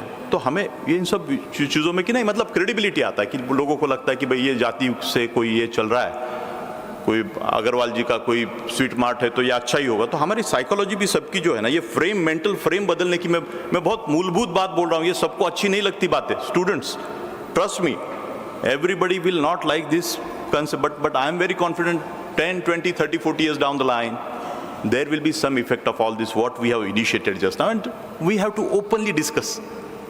मुझे इवन ये जाति जाति के भी ग्रुप्स और उसके ऊपर का विशेषण देके उस तरीके से जो संगठनात्मक भी जो काम होता है, मुझे उससे भी मुझे कंसर्न है कि where are we going. So हमें ये सब ब्रेक करना है. तो ये disruption, you guys need to think, all of you need to think कि how and what way we can disrupt the system which is going from ages. And from that perspective मुझे खुशी है कि अब्दुल कलाम साहब का जन्मदिन है. मैं बहुत इमोशनल हो जाता हूँ इन सभी सब्जेक्ट के ऊपर. जय भाई जी, मुझे सिंपल सॉल्यूशन दिखते हैं कि राजनीति में भी ऐसी कुछ कल्पना मैंने उस दिन मेरे इंडक्शन प्रोग्राम के भाषण में आपके सामने बोली थी कि पॉलिटिकल पार्टियों ने अपने हिस्टोरिक जो महापुरुष है उनको भी हमने बांटी दिया है पूरी तरीके से. मैं परसों अखिलेश यादव जी के साथ जूम कॉल से मीटिंग कर रहा था, तो पीछे कुछ सैफरन स्वामी विवेकानंद जी के इनके, तो मेरे लोग भागते कि सर वो पीछे के फोटो आप, मतलब पीछे के फोटो निकाल दूं मैं. तो हम कहाँ जा रहे हैं, मुझे समझ में नहीं आता कि मेरे एडवाइजर्स मुझे इस तरीके से. Mister Upadhyay, just think over it, you know. We have distributed कि सावरकर बीजेपी को दे दिए, इनको सैफरन दे दिया, अब बीजेपी को. Saffron is not a BJP colour, it is our Sanatan. I see that India का, भारत का एक अपना कल्चर है, अपनी संस्कृति है उसका वो. But let us not even allow political parties to use our heroes. How do we really work on that? You all have to think, all our greatest heroes of the country, the saints and the sages and the freedom fighters, we all have distributed in the different political parties. Please do think over it. You know, talk about development agenda, but don't use their photos. And win the election. You let us not make the politics with the heroes, Chhatrapati Shivaji Maharaj or whoever those Maharana Pratap or the greatest people of the country. ऐसे simple solutions मुझे दिखते हैं. You know, इतने सारे problems, because हमारा perception बन जाता है कि yes, I am a scheduled caste person, I am a backward, I am a forward, I put Baba Saheb photo and try to appeal the people, put the development agenda in front of you. So to, I think so much Parimal ji, you have spoken, everybody, the films is shown, so the very objective, all the law student, economics and public administration students are also there, journalism student, and of course the School of Government. Each one of you need to think. This is the 21st with lot of commitment and passion. This idea, the newspaper I saw, some of those young leaders, and it came in my mind, and I became instrumental, and that manifestation, people were discouraging me कि ये क्यों कर रहे हैं, इसमें क्या आगे होगा, ये राहुल ये छोड़ो, ये ऐसे कुछ राजनेता थोड़ी बनते हैं. बट हमारे कितने सारे एमएलएज भारतीय छात्र संसद से, मिडसॉक से 7-8 एमएलए, जिला परिषद के members. So it is no more utopian thought. और सभी विधानसभाओं में अभी एकेडमिक पार्टनरशिप करके हम अगले 5 साल में, जय भावी जी, हमारी एम्बिशन है कि every Vidhansabha will have one school of government where we will be the knowledge partner, academic partner for them. 6 विधानसभाओं के साथ अपने MOU भी बन चुके हैं. लाइफ ट्रांसफॉर्मेशन सेंटर की कल्पना भी अभी यहाँ पे अग्रवाल सर ने बोली है. Beautiful centre for all of you my dear students. All the students are going to go there. The team building, leadership, agriculture and nature, spirituality and peace. Through the experiential learning, we are going to teach for your completeness, and we are going to teach you minimalism also. आगे जाने के लिए थोड़ा पीछे आओ. The minimalism. We did little survey. 50% students are taking. How many of you take your mobile in bathroom, संडास में, morning में? It is not good. You know, the young people. So we have put simple, traditional our bathrooms there. We are going to take the mobiles from the students. So this MIT World Peace University, our revered founder today, he is not here because of little, his weakness, but his health is perfect. But the purpose is what the very Vivekananda's one thread, the unification of science and spirituality he carried in his lifetime. And so many manifestations. He was a petitioner for the Ayodhya that Ram Mandir की जगह राम मंदिर भी होना है 60 एकड़ में, और एक 50 एकड़ में से 10 एकड़ जमीन हम बाकी भी धर्मों को दे सकते हैं क्या. उसका ये सिंबल है. श्याम जाजू जी, आप बीजेपी से है, तो मतलब ये स्पिरिट हमेशा कि भाई प्रभु Ramchandra is a symbol of inclusivity. So that was a message. So this institution is not for the fashion. MIT World Peace University and the School of Government, all these ideas. So our commitment, our honesty in this very field, what we have been trying to propagate, it has given the results through all the students. Over 100,000 students are alumni working across the country under this aegis and group. And School of Government in the political domain, the democracy, every government there is so much of respect and, you know, the message that yes, some such experiments what here, Indian Students' Parliament, the National Women's Parliament, can we replicate in other states and many places this youth parliament now. Government of India also, युवा मंत्रालय को भी हमारी चर्चा हुई sir, प्रधानमंत्री जी भी उसमें आए थे, विज्ञान भवन में 4 साल पहले नेशनल यूथ पार्लियामेंट वहाँ पे हुआ, हमारा छोटा सा रोल रहा उसमें, बट मैं कहने की बात है कि ये सब पूरे भारत में यूथ पार्लियामेंट की कल्पना कि भाई पढ़े लिखे लोग राजनीति में आने चाहिए, अच्छे लोगों ने राजनीति में आना चाहिए, सभी राजनेता चोर है, पॉलिटिकल पार्टियाँ भ्रष्ट है, ये मानना गलत है। अच्छे लोगों ने राजनीति की तरफ, क्वालिफाइड लोगों ने, हमने गुन्स एंड बैड पीपल उनके हाथ में ये देश नहीं सौंपना है, हमें राजनीति में आना है। हमें दूर से नहीं देख सकते कि you know NGOs cannot run alone the political party. NGOs are important, but we want most qualified, competent people get into the government system and decorate those positions.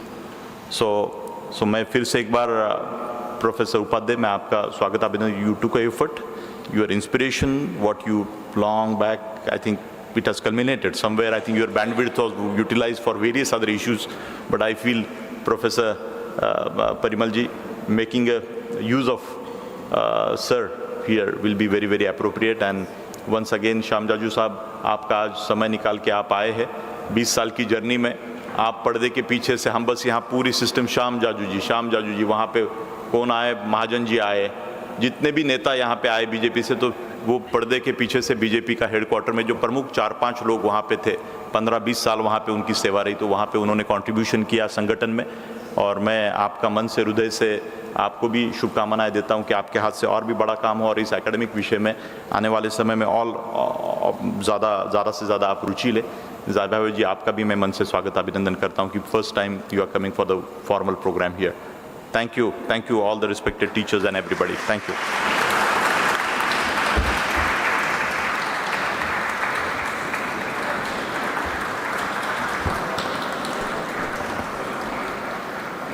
Thank you, sir. Thank you very much for your words of wisdom. And indeed, all the aspects that you covered in your speech would make all of us introspect. Excuse me. My friends, it is important that in life of a student that he listens to the views and thoughts of tall personalities who are present here today on stage. But at the same time, it is important that students have I would say, an important literature to fall back on. Books play an extremely important role in every student's life. And today, we are fortunate that we have on stage motivational speaker and orator and the founder of Mana Karare Prasanna, Dr. Sanjay Upadhyay ji, who has written an important book which is going to be a part of your curriculum. The book is We Make Common Man a Leader. Empowering Youth, Nurturing Leaders. A book that is divided, I would say articulated in 10 different modules, starting right from foundation of inner leadership, self-awareness, personal mastery, communication for impact, and so much more. I would like to take this moment and request all the dignitaries on the dais to kindly unveil this book in this important occasion.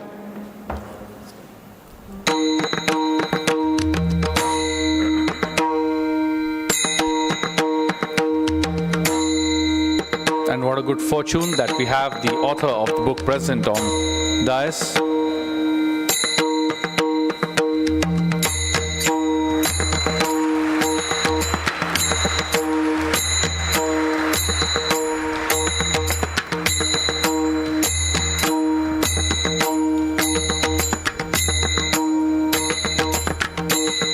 A big round of applause once again, my friends, as we unveil We Make Common Man a Leader. Thank you very much. And I now request the author of the book, Dr. Sanjay Upadhyay ji, to kindly address the gathering.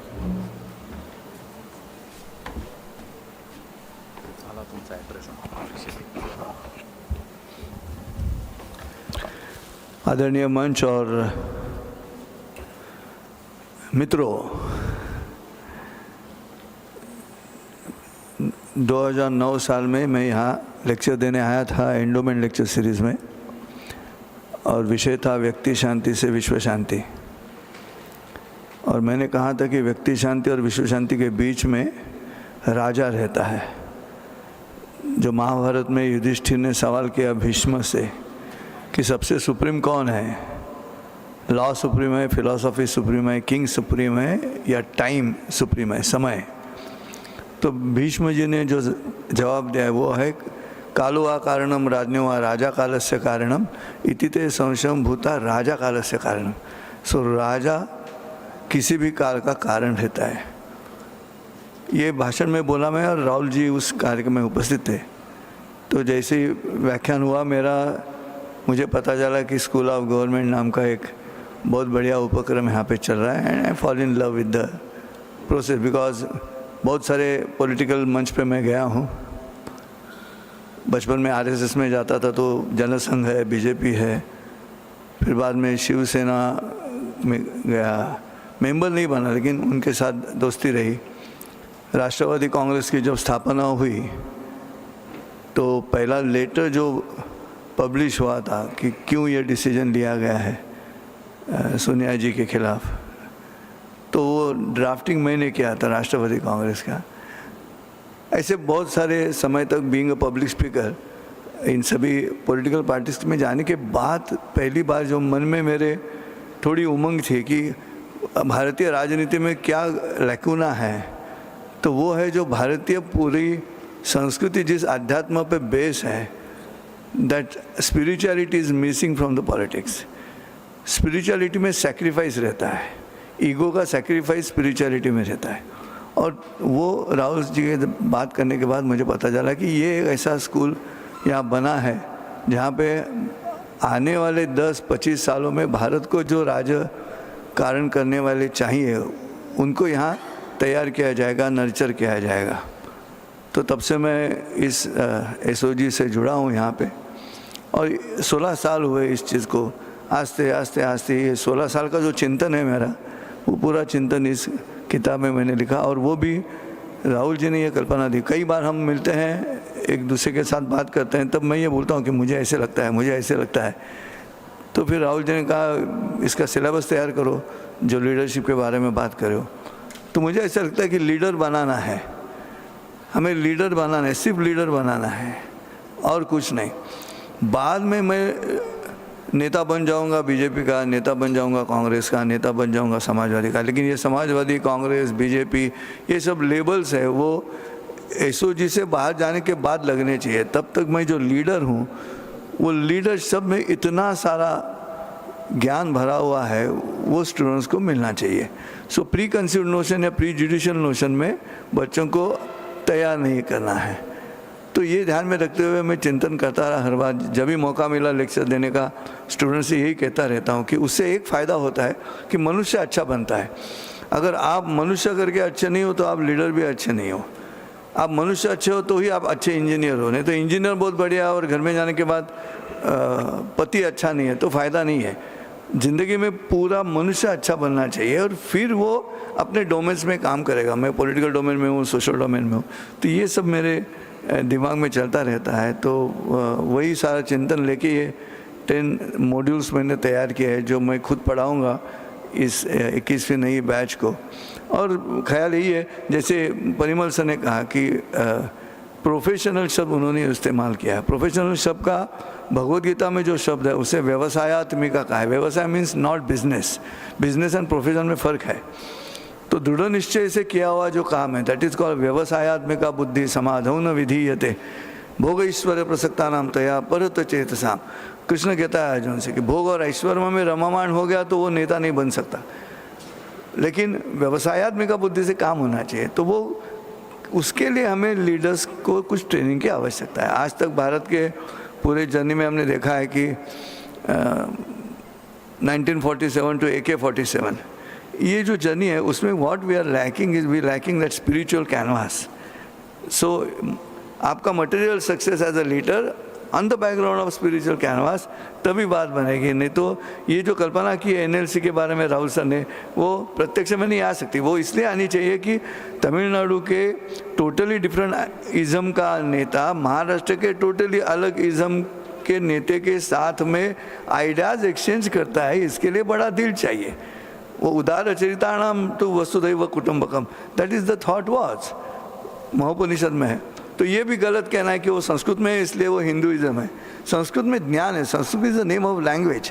तो हमें ज्ञान लेना है, whether it is in Tamil, whether it is in Telugu, whether it is in Sanskrit, that doesn't matter. हमें ज्ञान लेके मनुष्य को तैयार करना है, that is what the transformation, life transformation centre तैयार करा है। SOG is a Nations life transformation centre, पूरे देश का लाइफ ट्रांसफॉर्मेशन करने का सेंटर यहाँ पे तैयार किया है। आर्य चाणक्य ने वही कहा है, अगर राष्ट्र का विकास होना है तो अब वो काम शिक्षकों का है, और वो शिक्षक यहाँ पे बैठे हैं जो, इसलिए मैं राहुल सर की तरफ वो चाणक्य का सेंटेंस जो लिखा हुआ है कौटिल्य अर्थशास्त्र में, उसके बारे में सोचता हूँ। वही हमारे संस्कृति में भी है। सांदीपनि ऋषि ने कृष्ण को तैयार किया, मतलब स्टूडेंट को तैयार किया।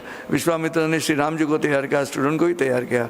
आर्य चाणक्य ने चंद्रगुप्त को तैयार किया, स्टूडेंट को ही तैयार किया कि राष्ट्र के विकास के लिए, उद्धार के लिए। बस वही मकसद रहा ये किताब लिखने का, और इनका इंस्पिरेशन था राहुल सर का। मैं आप सभी के सामने बड़े अंतःकरणपूर्वक मन से मैं राहुल जी का आभार व्यक्त करता हूँ कि उन्होंने वो, अगर वो नहीं कहते कि किताब लिखो, शायद वो नहीं होता था। It's a matter of ignition, एक चाबी लगती है वैसे वो उन्होंने मुझे कहा, और आज ये किताब का यहाँ पे प्रकाशन भी हुआ है। मैं बहुत बहुत शुक्रगुजार हूँ राहुल सर का, और आज के जो मेहमान हैं उनका यहाँ का उपस्थित रहना मेरे लिए और उत्साहवर्धक है। और मेरा सपना ये है, लास्ट पॉइंट, जैसे IIT Delhi, IIT Kharagpur, IIT Mumbai ऐसा है, तो अगले आने वाले 5 साल में, 10 साल में SOG Delhi, SOG Chennai, SOG Calcutta, SOG Bengaluru, SOG Mumbai, इस तरह का शाखा तैयार होके पॉलिटिकल पार्टीज़ को एसओजी कहने के बाद, जैसे कॉरपोरेट्स को आईआईटी कहने के बाद ऐसे लगता है,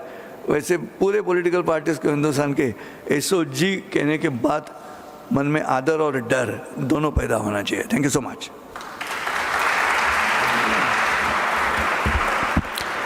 Thank you, sir. Thank you very much for giving us deep insights into the book that you have recently published. And I'm sure that the dream that you have seen, that in time to come, that every major city will have its own school of government, I'm sure indeed this dream would come true soon. Thank you very much once again, Dr. Sanjay Upadhyay ji, for being part of this function today.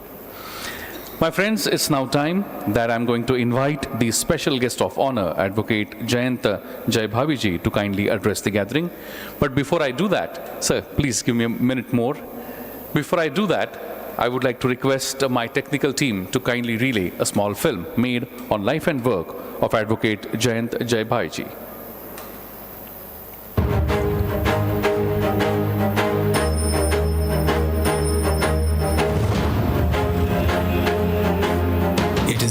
That justice is not just an ideal promise, it's a commitment that Advocate Jayant Jaybhavi has upheld with unwavering dedication for over the years. He is a member of the Bar Council of Maharashtra and Goa.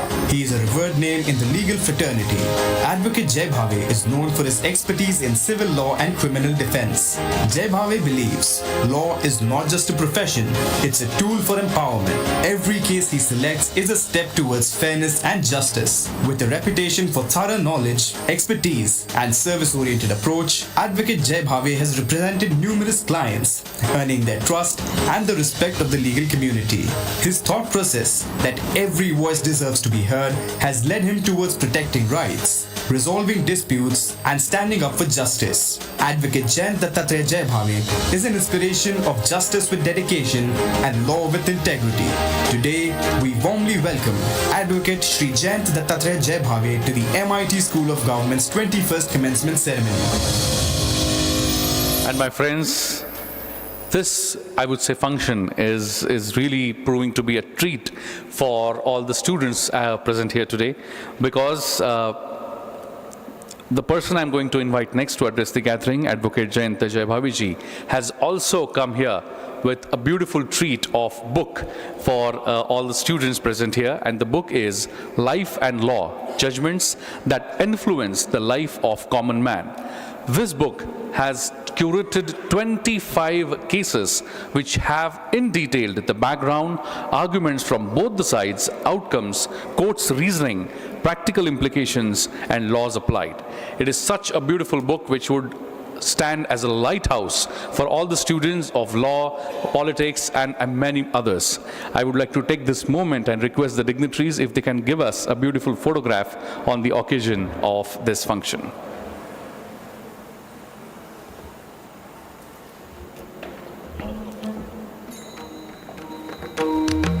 A big round of applause, my friends. Thank you very much, Advocate Jai Bhavi ji, for coming up with such a beautiful book.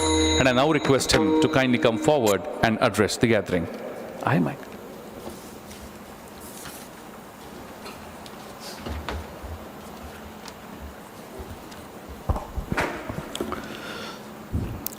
Respected dais,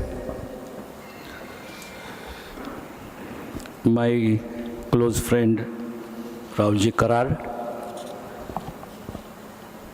the other dignitaries on the dais, Shri Shyam Jajuji, former National President of the BJP, Honorable Dr. Agrawal, a former Chairman of UGC, Shri Upadhyay ji, his book we have just released here. All other dignitaries from the MIT school and the student friends. It's indeed privilege to have on this dais. My family is longly associated with great Professor Dr. Vishwanath Kararji, and we are known from my father's time, right from his establishment of this MIT college, and then all his contribution to the education and the social life of the Maharashtra. So kindly convey my vandan to Dr. Saab. It's a very innovative concept of this Master Political Leadership and Government program. I represent the Bar Council of India, where we govern the legal education. And we are in a process of changing the entire legal education because the time has changed. And law must be relevant to the time. It's like a dynamic concept. And in this changing concept of the law, this particular function has added one new vision for me to also think of a political leadership which should be shaped with the proper legal concepts. And while dealing with that, Rahulji, definitely I put this concept on the floor of Legal Education Committee of the nation. I will come to the conceptual part of this program, that the political leader must be a trained personality. The mode of training, one course is there. Ultimately, a real training for any human being is a society. And just now we had a film where that great program in last 2 years back, where near about 1715 the representatives of the Legislative Assembly was gathered here. And it was shown that the heart of the democracy is the Constitution,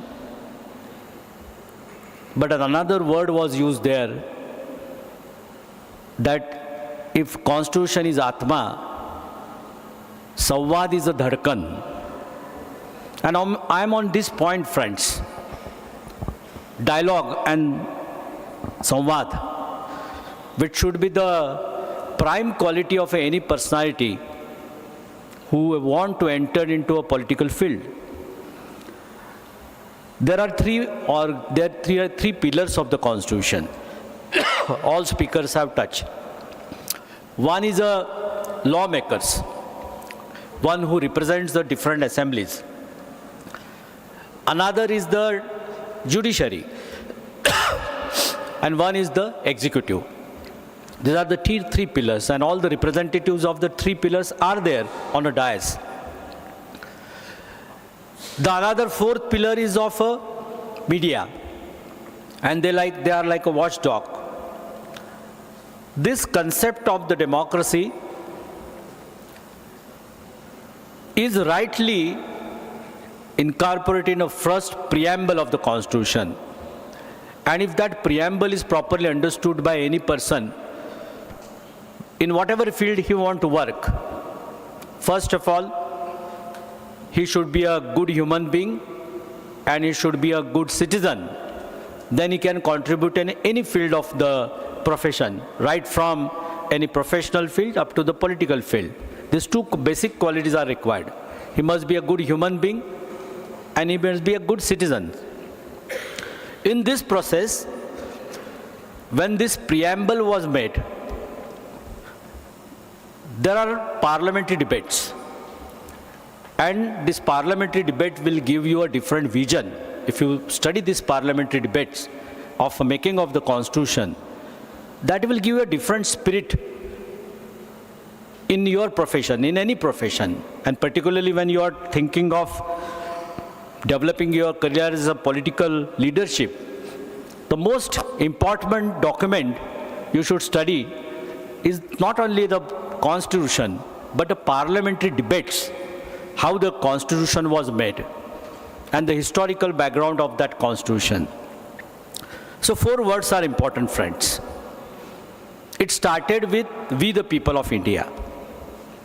Where from this word is coming in this preamble should be your query.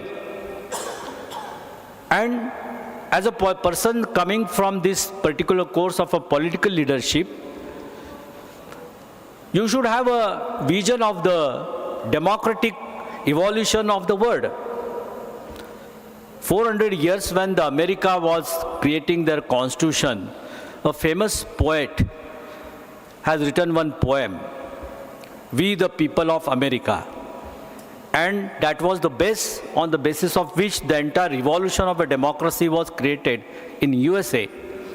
When our constitution was in process of making, lot of debate went how we should start the constitution. Somebody said that in the name of God, somebody said that in the name of Bapuji, somebody said this name, that name. Ultimately, Pandit Jawaharlal Nehru has read that poem and said that we the people of India are creating our own future. So let us start with "We the people of India." So everything is for the people, by the people.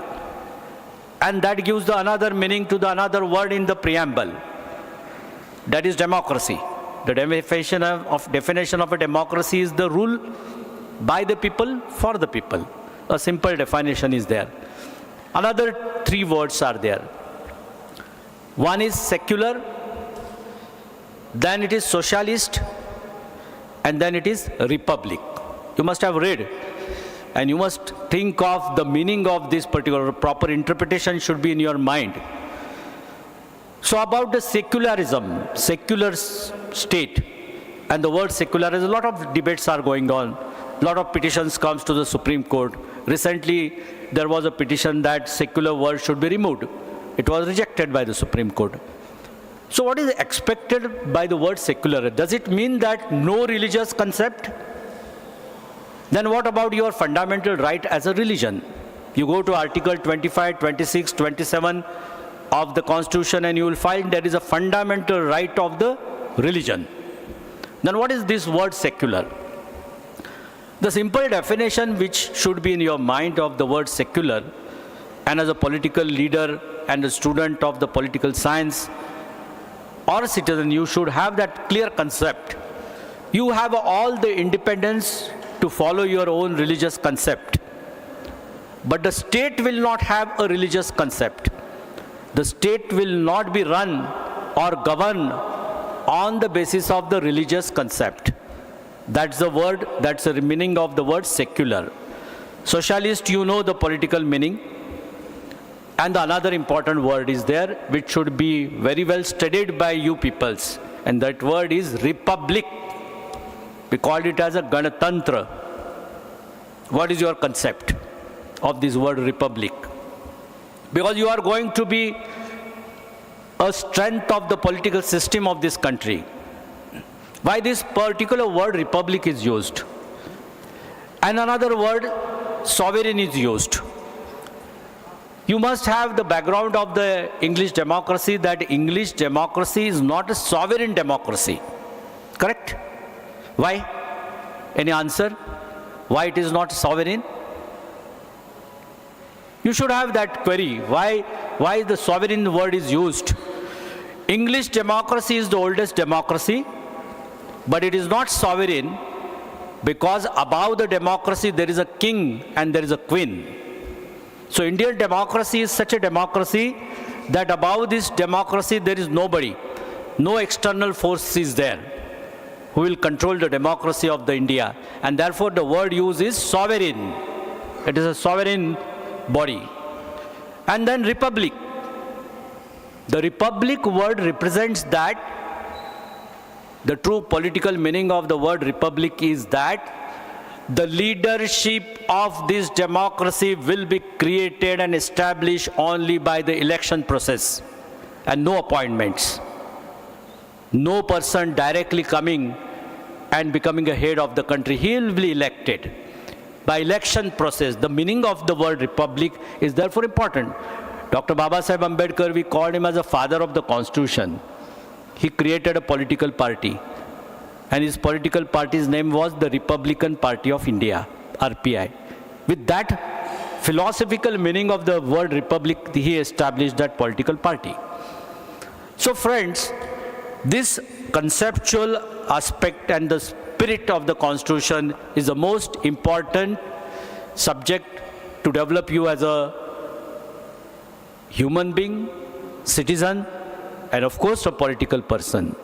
And therefore, I will make an appeal to learn the democracy, understand the democracy. Few days back, the Chief Justice of India, Dr. D.Y. Chandrachud, made one statement. You must have read.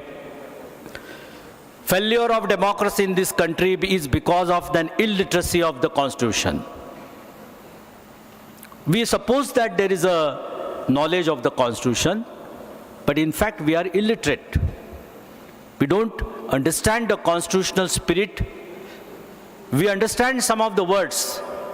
We read some of the word. But the real interpretation of that word, we are not understood, and therefore certain misconception of the democracy and mismanagement and misconducts of the democracy are going on. Rahulji has expressed some of the feeling. The words of wisdom of Dr. Agrawal has also expressed some of the feeling. And the political leadership is the most important profession, I will say. You see the other profession, and that should be followed in a political leadership profession also. That's my own concept. When I become a lawyer, my own community people used to come me, relatives, and they used to ask, I have this work. Can you suggest me a good lawyer? They used to come and I used to suggest that he is a good lawyer. They don't hand over the brief to me because though I belong to their own community. If you go to the doctors, still, if I had a heart problem, I will not see that who is my relative, who is my caste person, who is my religion person. I will see who is a top person, who is a skillful man, whose knowledge is great. If this is the situation in all other professions, why it should not be transformed in a political profession? And therefore that should be the concept, and therefore I congratulate you, Rahulji, that this mission of creating that professional perception on a political leadership you have started. And when you have decided to come in this particular profession, friends, you should always keen to understand the importance of the dialogue. I will suggest, sir, that we should have one debate competition on a political ideology. The person should choose the political careers on the basis of ideology. What is an ideology? What is a socialist ideology? What is a BJP ideology? What is the ideology of a Congress? What is the ideology of a communist, Shiv Sena? All should be before them to the youngsters.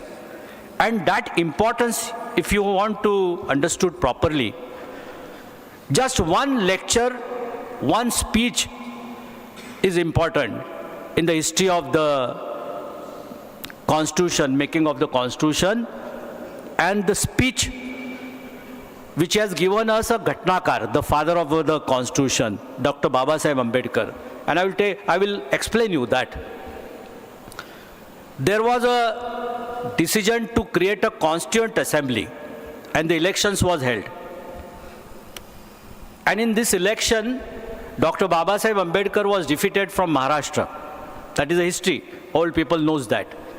Congress defeated Dr. Babasaheb Ambedkar with full strength. In that particular situation, Dr. Babasaheb Ambedkar, who was eagerly interested in contributing for making of Constitution, came from one minority constituency from Bengal, and he became part of that Constituent Assembly. The structure of assembly is like 400 near about members are there. 300 are from Congress, 76 are from Muslim League, some princely states are there, and some other ideological persons are there. And the first day came of a Constituent Assembly. It was 14th December 1946. Dr. Rajendra Prasad was elected as a president of that Constituent Assembly. And Muslim League, 76 members were elected. They boycotted that meeting. And because of that boycott, one of the stalwart personality of that time, Barrister Jaikar, he proposed one resolution. And he said that when 76 members have boycotted, and when we are going to create a democracy by constitution, we should respect and we should postpone this meeting. We should have a dialogue with a Muslim League person, and then we should go for a Constituent Assembly. The other Congress people were eager. They start shouting. There was chaos in the meeting, and Dr. Rajendra Prasad was confused. There was a list of the speakers. Till that time, Dr. Babasaheb Ambedkar was not a national hero. He was restricted to his limited work in the state of Maharashtra and some part of Bihar. His name was there as a speaker at 150 number. Because of great knowledge of Dr. Rajendra Prasad of the Indian society, he has heard Dr. Babasaheb Ambedkar on democracy, law, and other academic aspects. So when there was a chaos in that meeting, he got an idea that this is one speaker who will explain all these persons what is democracy. And from 150, he announced his name at number 1, Dr. Babasaheb Ambedkar. And the situation is like a film. Chaos is going, people are shouting, 300 people are shouting, through the Muslim League. We don't want to adjourn the meeting. We don't want to hear them. Samvad and a dialogue. And then Dr. Babasaheb Ambedkar started speaking, which is called as a maiden speech of democracy, one of the finest speeches on the floor of the democracy of the world. And he said that, friends, what is democracy? Is it a majority? No. Friends, democracy means not a majority. Democracy means respecting the minority by the majority. That was a thought given by Dr. Ambedkar of the dialogue. Democracy means not a majority, and a democracy means respecting the minority should be a clear thought of every political person. There may be a minority. What is a minority, friends? One MP is elected with 2 lakhs votes, and another MP is defeated by 1,75,000 votes or 1,90,000 votes. Does it mean that 1,90,000 voters who supported that MPs are to be ignored in a democracy? No, it cannot be ignored. So democracy is that democracy.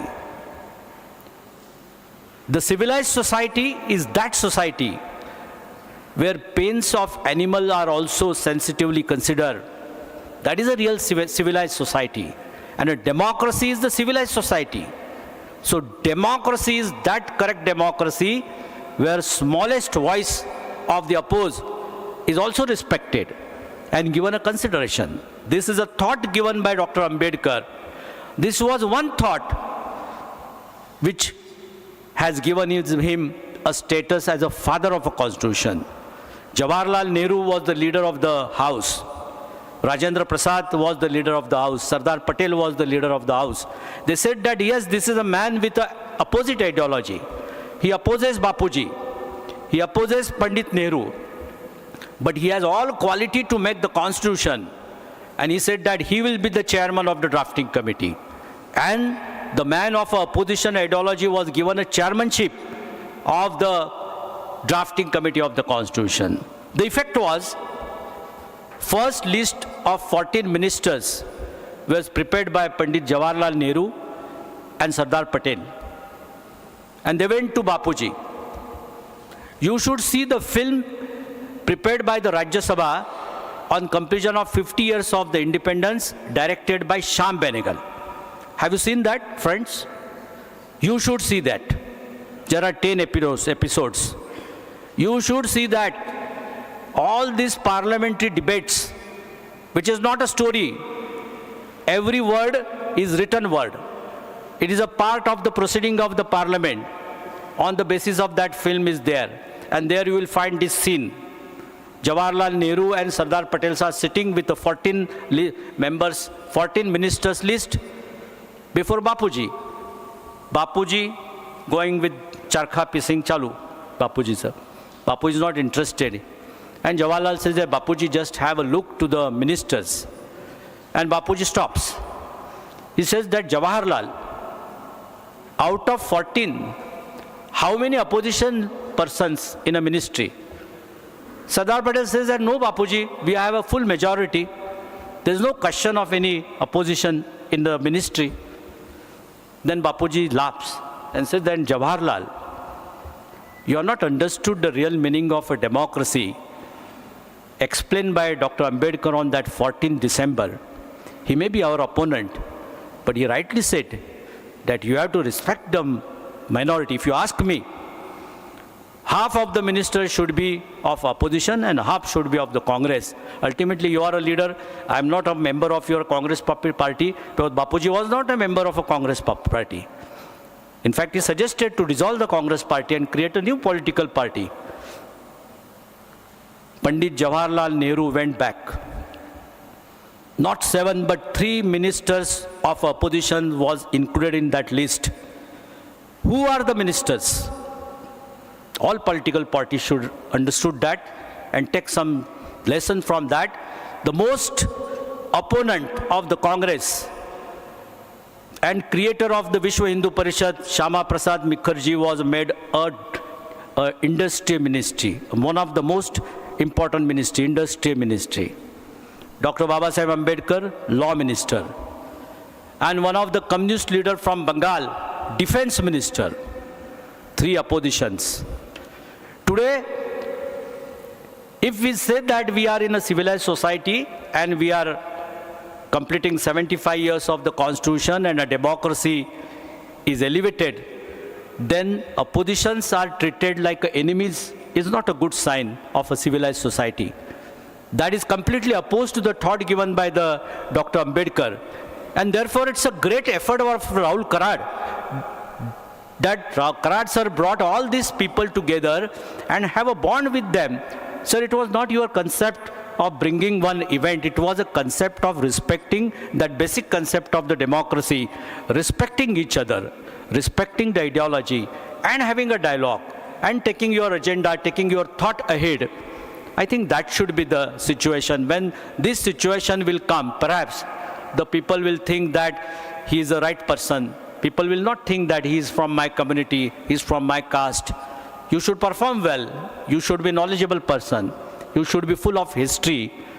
And history, people talks about the history in an emotional manner. Some of you must not be knowing a Marathi, but one of the Marathi poet has written very few 4 lines of the history. Upadhyay साहेबांना माहिती असेल, विंदा करंदीकर इतिहासाच्या बाबत असं म्हणतात की इतिहासाचं अवजड ओझं डोक्यावर घेऊन ना नाचा, करा पदस्थल त्याचे आणि चढून त्यावर भविष्य वाचा. History should be understood, history should be studied. It should not be taken on your heads only. You should go on the history, study it, and create your own future. That is a real interpretation of the history, friends. So all this history is written in the parliamentary debates. Further, all these aspects of the parliamentary debates are discussed in the various case laws. I have written a book, and I am giving, sir, I will be giving you 50 books from my side.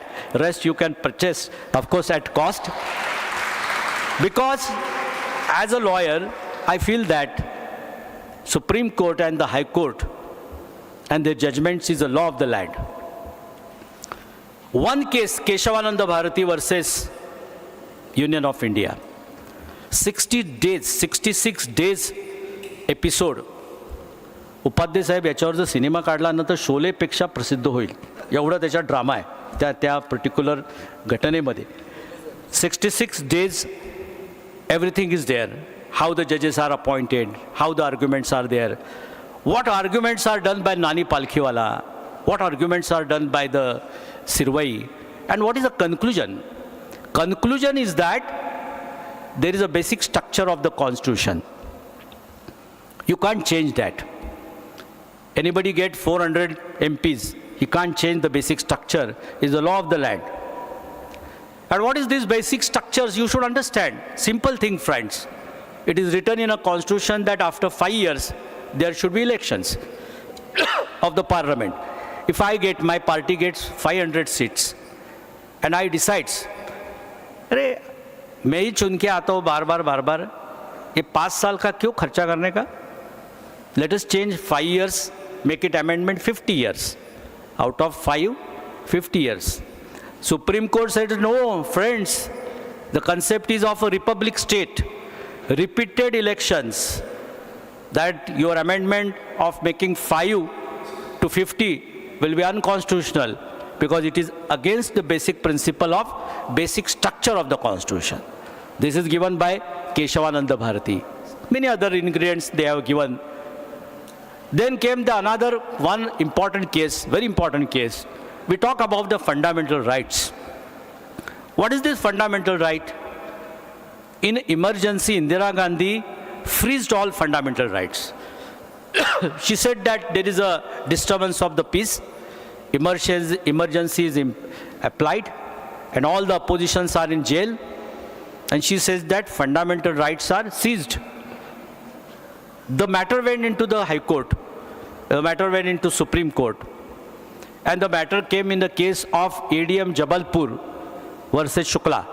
That is another case. Famous case, and very important and interesting on the fundamental rights. The argument of government was that, what is this fundamental right? We the parliament, we the government created this fundamental right. Who created the constitution? We created. We are the creators. So if we are the creator, we can seize it.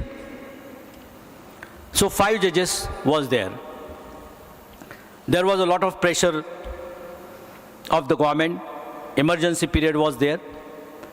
And the pressurized judiciary, out of 5, 4 said that yes, government is right, because they were under pressure. And they were under pressure. 2 judges out of that 4 at their age of 88 confessed that before dying, sir, professor of law must be knowing, before dying, I must confess that the judgment was absolutely incorrect and out of pressure. 4 judges said that government is right, because government says that we have created the fundamental right. Fundamental right is a gift given by the parliament to the citizens. And therefore we can take that fundamental right back. One strong judge was there. He did not succumb to the pressure of the government. And he said that, no, friends, sorry, I don't agree. I don't agree that fundamental right is a gift given by the parliament to the citizens. He said that fundamental right is available. What is fundamental right? Right of expression, right of feelings, right of thoughts.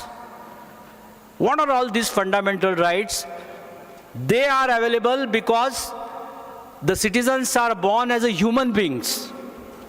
And these are the inherent qualities of the human being: to express yourself, to have your thought, to have your expressions, feelings, whatever your human feelings are there. All these feelings are the fundamental right because they are the inherent qualities of the human being. And you can't say that you have gifted that. At the most, you have only endorsed by the Constitution. And therefore, I disagree that fundamental right is a gift given by the parliament. 4 versus 1. The judgment was against the common man and in favor of the government. It was a time of 1975. You can still go to the Google. The name of the judge was Justice H.R. Khanna. He has written his autobiography. And 3 days he blocked himself with his steno for dictating the judgment. And in the morning when he was going to the court for signing the judgment, he has written here that he sat with his wife and the daughter and said that while taking a cup of tea, he said that today I am going to sign a judgment which will take away the post of the Chief Justice of India from me, because he was the next Chief Justice. The government will not appoint me as the Chief Justice of India, but history will remember me. And he went and he signed that judgment. Friends, nobody has written at that time about H.R. Khanna. But you will find that next day, New York Times has written an editorial on Justice H.R. Khanna. That is there on a Google. And in that editorial, New York Times has said that if tomorrow the temple of a democracy in India will be established, on top of that temple, the name of Justice H.R. Khanna will be marked. And that is true. He was not appointed as the Chief Justice. Next day he resigned from the post of the Supreme Court judge. Many Chief Justices came. Still today we are talking of Justice H.R. Khanna. And that particular human quality makes the democracy elevated in our country. And therefore, friends, you should read this.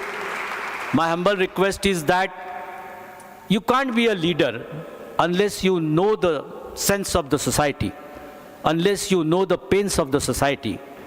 Dr. Ambedkar, on completing the Constitution on 26 November 1949, has again given one of the marvelous speech, whereas he has said that we are entering into an era of contradiction.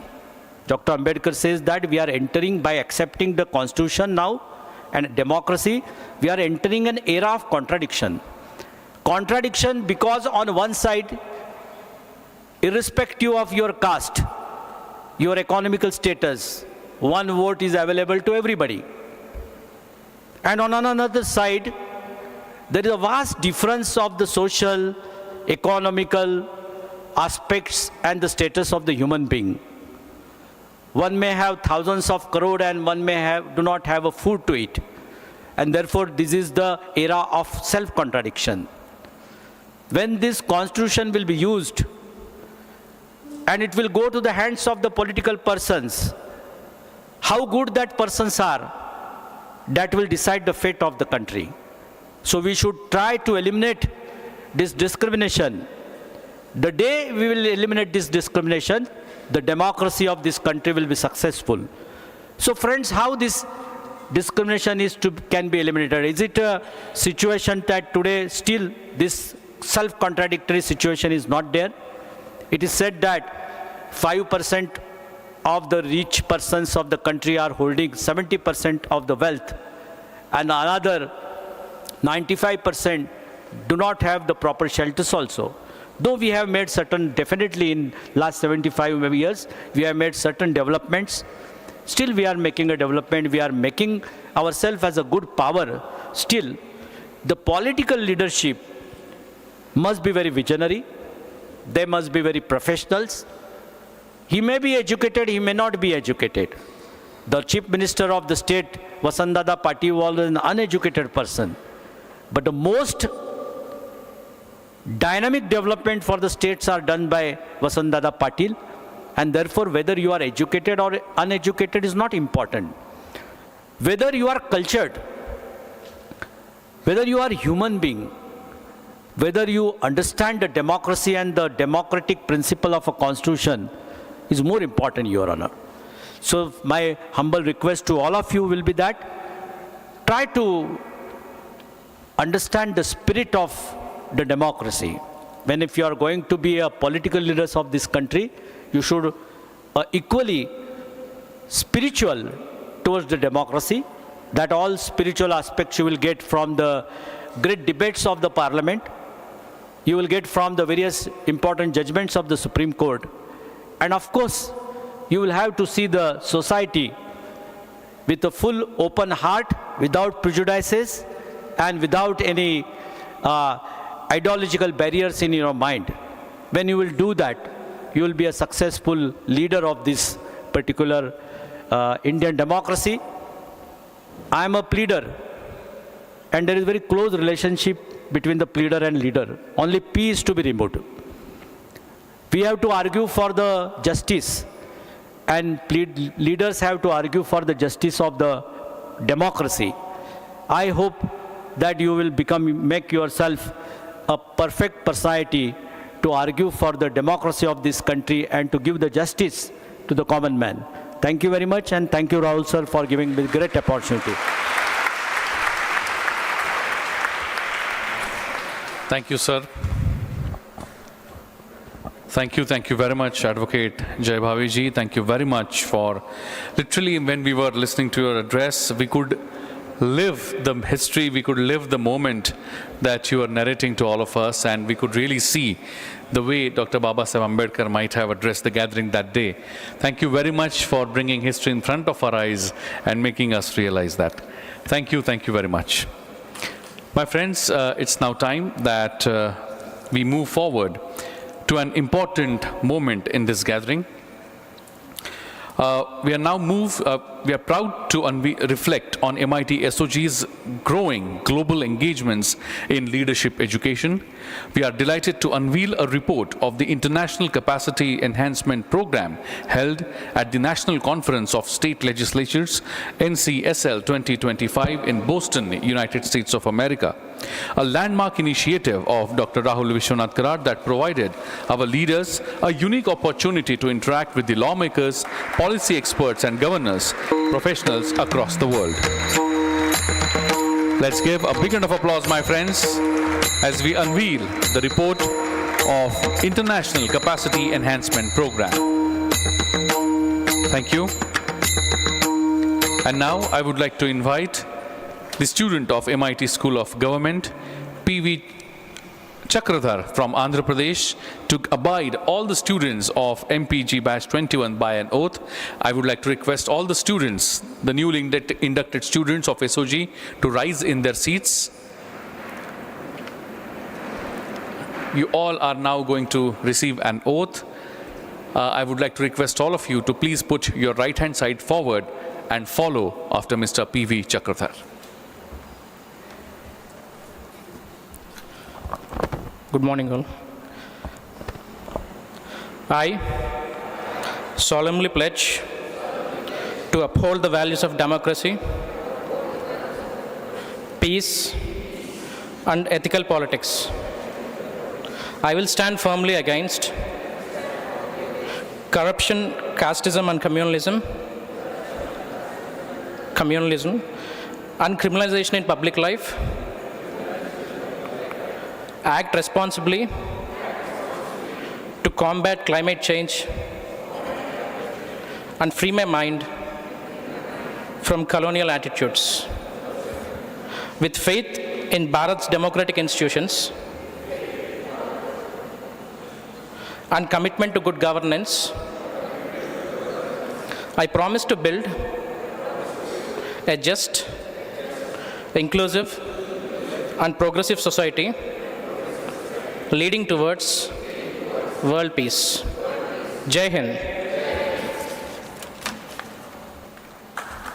Thank you very much. You can now accept your chairs. And remember every single word that you've just accepted as part of oath. Thank you very much. My friends, it is now moment where we unveil the report of MIT School of Government. I would like to request once again, all the dignitaries on the dais that they unveil an important document of MIT School of Government, the academic report and brochure.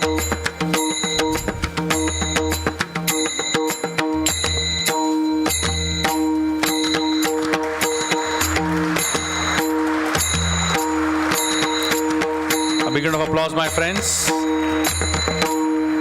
Thank you very much. And now it is indeed my honor and privilege to invite the special guest of honor of the session, Shri Shyam Jaju ji. But before I do that, I would like to request my technical team to kindly relay a film.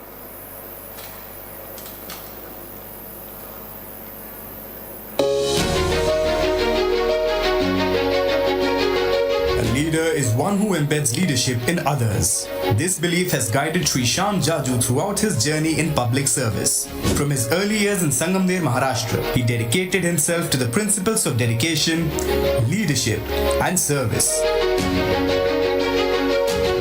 His engagement with the Rashtriya Swayamsevak Sangh and the Akhil Bharatiya Vidyarthi Parishad helped him to become a young leader committed to values, action, and community.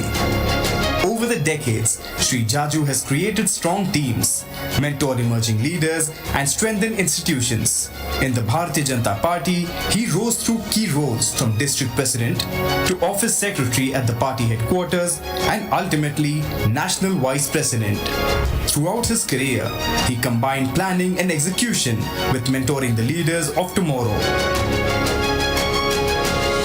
Recognized for his dedication with honors like the Bharat Kirtiman Alankar, Sri Jaju's work reflects a life committed to public service, justice, and empowerment. His working approach shows that leadership is not measured by position alone, but by the impact on others and the communities one serves. Today, as he joins us for the MIT School of Government's 21st commencement ceremony, we honor a leader who epitomizes our institution's principles such as leading, mentoring, and motivating future leaders. Please put your hands together, my friends, and welcome with a big round of applause, Shri Shyam Jaju ji.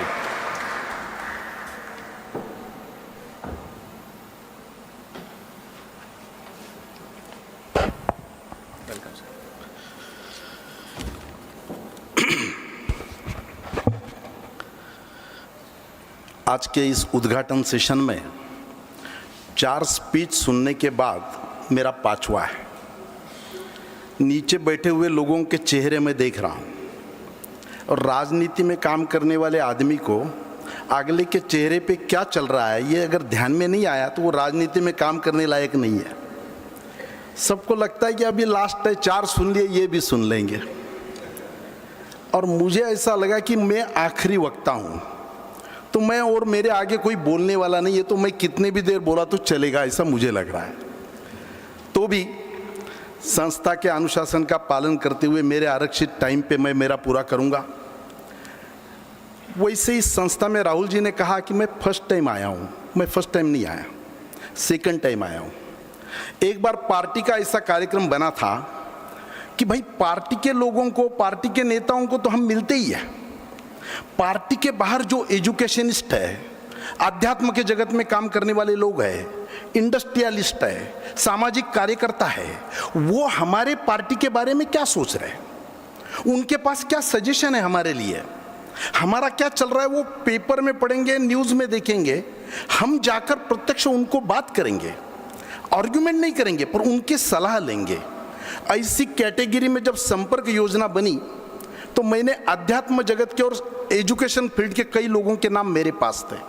Shri Shri Ravishankar जी को मैं मिला, कोयम्बतूर के सदगुरु जी को मिला, हरिद्वार में अवधेशानंद जी को मिला, ऋषिकेश में चिदानंद जी को मिला और पूना में बाबूजी विश्वनाथ कराड़ जी को मिलने के लिए मैं आया था। और पार्टी का क्या चल रहा है, आप लोग क्या सोच रहे हैं हमारे बारे में, इसलिए उस टाइम मैं फर्स्ट टाइम आया था और आज इस मंडपम में नीचे आपके साथ बैठा हूं। दूसरा, उन्होंने कहा कि मैंने बहुत लोगों को भेजा है, जो भी लोग जाते थे तो दिल्ली में आ रहे श्याम जाजू। मेरा दो स्वार्थ है, एक तो जिन जिन को मैंने फोन करके इधर भेजा वो आदमी वापस आकर मुझे बोलते थे कि आपने एक अच्छे इंस्टीट्यूट में हमें भेजा, बहुत अच्छे माहौल में कार्यक्रम हुआ। और वो ये 4 लोगों को जब कहते थे तो ये राहुल जी को मैंने आज कहा कि कई लोग मेरे पास आते थे, अच्छा श्याम जाजू जी का बड़े अच्छे अच्छे संस्थाओं में संबंध है, भाई साहब अगले साल हमारा भी नंबर लगाओ, हमें भी उसमें सजेस्ट करो, हमें भी जाना है। तो ये संस्था का रेपुटेशन है, इसलिए नाम एजुकेशन फील्ड में कितनी बड़ी क्रांति की, कितने स्टूडेंट आपके पास पढ़ रहे हैं। अब ये भी जो कंसेप्ट है ये नया कंसेप्ट है। आज पहली बार मैं एंट्री करती, मैं भी प्रार्थना के लिए रुक गया जगह पे। यहाँ मैंने भी, यहाँ सब धर्मों का यहाँ पर आदर हो रहा है, पर सेंटर में राम जी को रखा है, ज्ञानेश्वर महाराज की आरती की है। लोकतंत्र का जो डोर है वो कोई 2, 4, 5 लोग नहीं खींचेंगे, सब लोग खींचेंगे और उसका उद्घाटन होगा। एक टाइम ऐसा था देश में जब दीप प्रज्वलन बंद हो गया था, रिबन काटना यानी उद्घाटन। धीरे धीरे सनातन वालों ने, यारे रिबन काटने का विरोध नहीं है, पर हमारी परंपरा दीप प्रज्वलन करने की है, वो वापस एस्टेब्लिश हुआ। तो ये सब बातें ये बताती है, सर्वधर्मों का यहाँ पर प्रदर्शन रखा है, पर अपने धर्म का भी अपमान नहीं हो रहा है। तो इसलिए ऐसे संस्था में आना, इसलिए मैं आप सबके सामने आया हूँ। राहुल जी ने जो कंसेप्ट बनाई है, हम जब छोटे थे, मुझे एक किस्सा याद आ रहा है। पहले 4-5 बच्चे होते थे, अब तो वो जमाना खत्म हो गया। एक आदमी को 4 बच्चे थे। वो दूसरा मित्र जब मिला तो पूछा, भाई तेरा कैसे चल रहा है? बोले मेरा बड़ा बेटा होशियार था, वो डॉक्टर बन गया। दूसरा थोड़ा कम था, वो इंजीनियर। तीसरा उससे भी कम बुद्धि चलती थी, वो टीचर बना। और चौथे का बोले दिमाग नहीं चल रहा था, उसको राजनीति में डाल दिया। यानी राजनीति ये जिसको कुछ नहीं आता उसको काम करने की जगह है, ऐसा समाज में एस्टेब्लिश हो गया था। Politics is a dirty game, ऐसा बोला जाता था। अच्छे लोगों का काम नहीं है। पॉलिटिक्स में काम करने वालों ने बनाया होगा या समाज में वैसा माहौल होगा। राहुल जी ने वो सोचा, जिनके पास समाज का नेतृत्व करने का काम देना है, जिनको समाज के बारे में चिंतन करना है, जिनकी धारणा से समाज चलने वाला है, समाज के डिसीजन मेकिंग में जिनका बड़ा रोल रहने वाला है, ऐसे लोग कैसे ही अनकल्टिवेटेड, अनस्किल्ड, पढ़े लिखे नहीं है, कुछ मालूम नहीं है और आगे चुन के, ये नहीं चलेगा। भारत के लोकतंत्र का, विश्व में सबसे बड़ा लोकतंत्र का उदाहरण अगर विश्व में प्रस्तुत करना होगा तो वहां भी रिप्रेजेंट करने वाले, उस क्षेत्र में काम करने वाले, जैसे अच्छे वकील चाहिए तो कोर्ट की इज्जत है। अभी HR खन्ना जी का आपने सुना कि खड़े रह के किया, त्याग दिया, चीफ जस्टिस नहीं बन सके, पर इतिहास में आज भी जय भाई जी उनका नाम ले रहे हैं। तो मुझे ऐसा लगा कि इस प्रकार का कोर्स बनाकर, करिकुलम बनाकर, थियोरेटिकल और प्रैक्टिकल दोनों बातें लोगों को सीखनी चाहिए।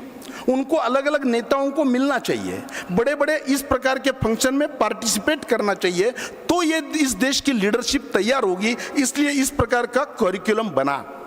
संसद का जो प्रभाव है, पॉलिटिकल फील्ड का जो प्रभाव है, हम नकार नहीं सकते। सोच का प्रभाव व्यक्तित्व पर परिलक्षित होता है। कोई भी आदमी व्यवहार करता है तो एक दिन में, एक रात में कोई कैरेक्टर नहीं बनता। कैरेक्टर बनने की एक प्रक्रिया है। उसका जीवन, उसका परिवार, उसका परिवेश जिस प्रकार से होता है, उसके टीचर, वो जिस संस्था में पढ़ता है, उसका माहौल, समाज का, ये सब प्रभाव होता है। कैरेक्टर के बारे में विवेकानंद जी का बड़ा उल्लेख होता है इस संस्था में। विवेकानंद जी शिकागो में जब धर्म परिषद के लिए गए, सुबह जब मॉर्निंग वॉक के लिए निकले, उनके सैफरन पहराव हम सबको परिचित है, तो वहाँ लोगों को ये परिचित मालूम नहीं, वहाँ सूट बूट में रहने की आदत है। एक कपल जब नज़दीक से जा रहा था तो कपल को लगा क्या रे ये कैसे कपड़े पहना है, वो बोले O see that person how funny he looks.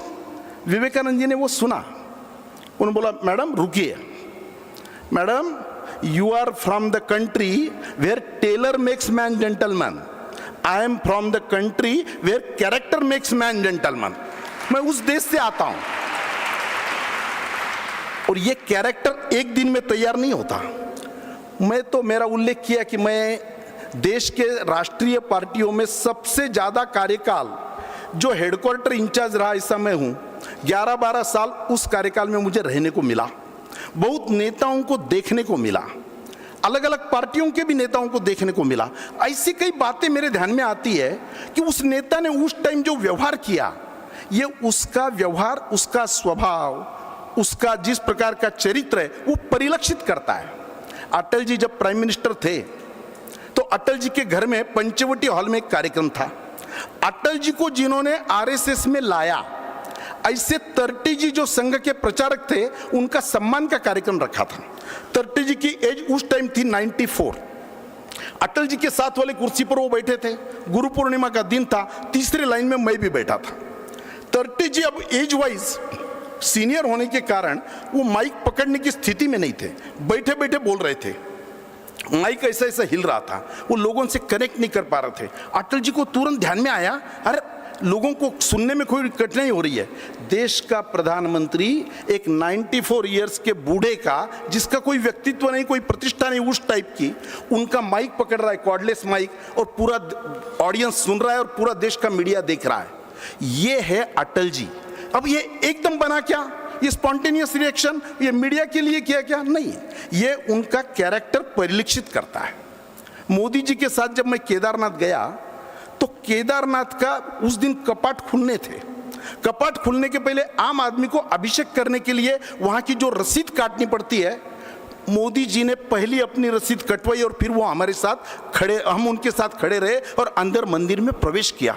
मैंने देखा भाई, देश का प्रधानमंत्री खुद की रसीद काट के इस मंदिर में प्रवेश करता है। जयपाल रेड्डी जी के पास मैं गया, वो कांग्रेस के थे, हाउसिंग कमेटी के, और जगह सब पॉलिटिकल पार्टीज को जगह अलॉट करने का काम उनके पास था। मेरे पहले कांग्रेस का डेलीगेशन बाहर निकल ही रहा था और मेरा एंट्री हुआ।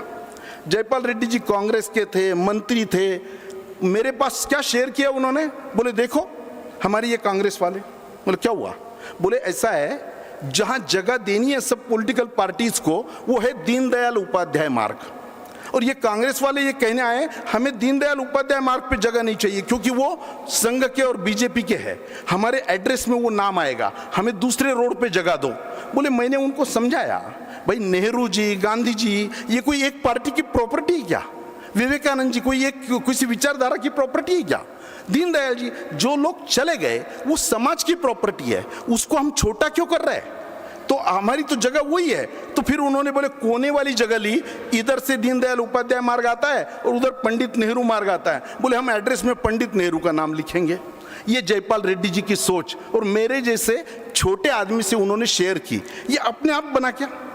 वेंकैया नायडू जी इस कार्यक्रम में आए थे, इस संस्था के। वेंकैया जी एक कमेटी के चेयरमैन थे और उस कमेटी जो सेक्स एजुकेशन पर चेयरमैन, वो कमेटी के चेयरमैन थे। एक जैन मुनि को उनके सामने अपनी बात कहने के लिए आना था। जैन मुनि व्हीकल से प्रवास नहीं करते, पैदल प्रवास करके जब वो पार्लियामेंट में वो दूसरे दिन था, मेरे पास एक मैसेज आया। बोले मुनि जी पैदल चलते हैं, नॉनवेज खाते नहीं, शाकाहारी है और इस प्रकार का है, पर उनको पार्लियामेंट में जाना है और पार्लियामेंट की कमेटी की मीटिंग के बाद नाश्ते का जो वहाँ व्यवस्था होती है उसमें नॉनवेज भी रहता है। तो मुनि जी की विनंती है कि हमारे कमेटी का काम होने के बाद नॉनवेज ना रखा जाए। मैंने वेंकैया जी को कहा, वेंकैया जी ने कहा भाई मेरे कमेटी के बाद छोड़ो। हालांकि वेंकैया जी नॉनवेज खाने वाले थे। मेरे रिफ्रेशमेंट में तो नॉनवेज रहेगा नहीं। जिस दिन मुनि जी का पार्लियामेंट में पदार्पण होगा, हमारे कैंटीन में और पूरे परिसर में कहीं नॉनवेज नहीं होगा। ये उन्होंने किया और कमेटी का चेयरमैन आगे बैठता है और जिनका सुनना है वो आगे बैठते हैं। तो उन्होंने अपने कमेटी को बोला भाई जैन मुनि के आगे ऊपर मैं बैठूंगा और वो आगे, ये ठीक नहीं है। बोले नहीं साहब, यहाँ का प्रोटोकॉल ये कहता है कि आपको वहीं बैठना है। बोले एक काम करो, मैं तो यहीं बैठूंगा, मेरे से ऊंचा आसन तैयार करो जिस पर वो बैठेंगे। अब ये अपने आप आता है क्या? ये स्वभाव आदमी का बनता है। भैरव सिंह शेखावत जी के पास मैं एक बार गया और एक पश्चिम दिल्ली में एक एक्शन हॉस्पिटल है, उसका उद्घाटन करना था। बड़े बड़े रिच करोड़पति लोग, अरबपति लोग मेरे पास आए। बोले भाई साहब, आपके भैरव सिंह जी से बहुत संबंध अच्छे हैं, जरा आप आए तो हमारा कार्यक्रम पक्का हो जाएगा। मैं गया तो भैरव सिंह जी ने क्या बोला?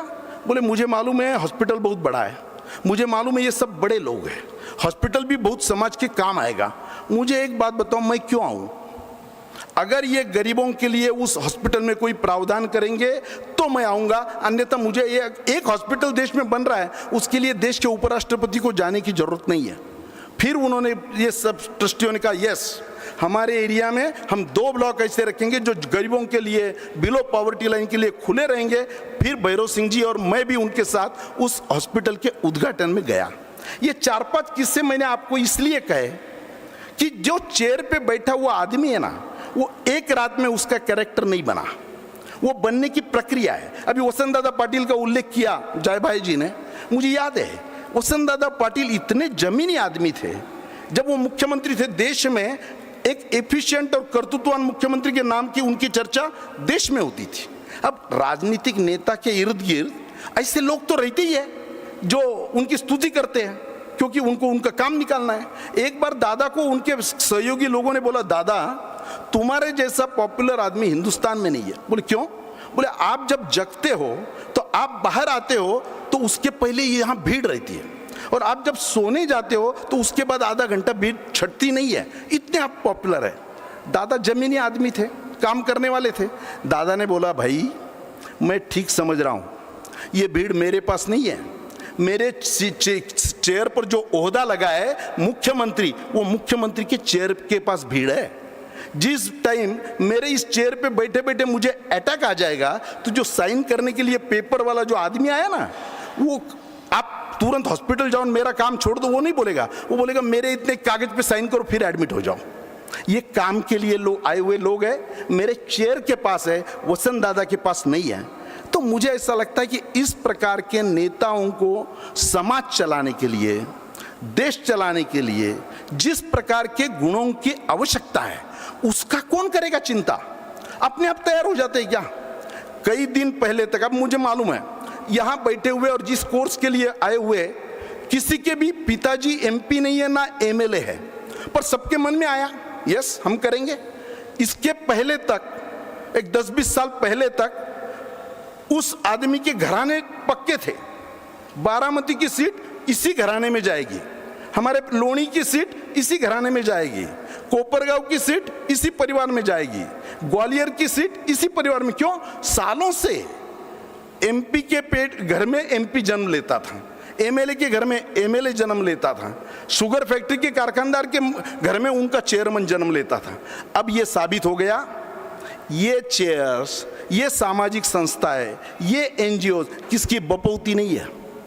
मेरिट से लोग वहां पर जा सकते हैं, और मेरिट ये किसकी मोनोपोली नहीं है, वो डेवलप हो सकता है। हाँ, वो डेवलप करने के लिए राहुल जी जैसे लोग, ऐसे संस्थाएं जिनको विजन है, जिनको कुछ करने की है, कुछ न कुछ नई बातें। अब ये मैं इतने इवेंट आपके यहाँ देख रहा हूँ, वुमेन्स कॉन्फ्रेंस आपने की, सरपंचों को आप बुलाते हैं, छात्र संसद आपने की, पूरे देश के सभी पार्टियों के विधायकों को आपने बुलाया, विदेश में जाके भी आपने की।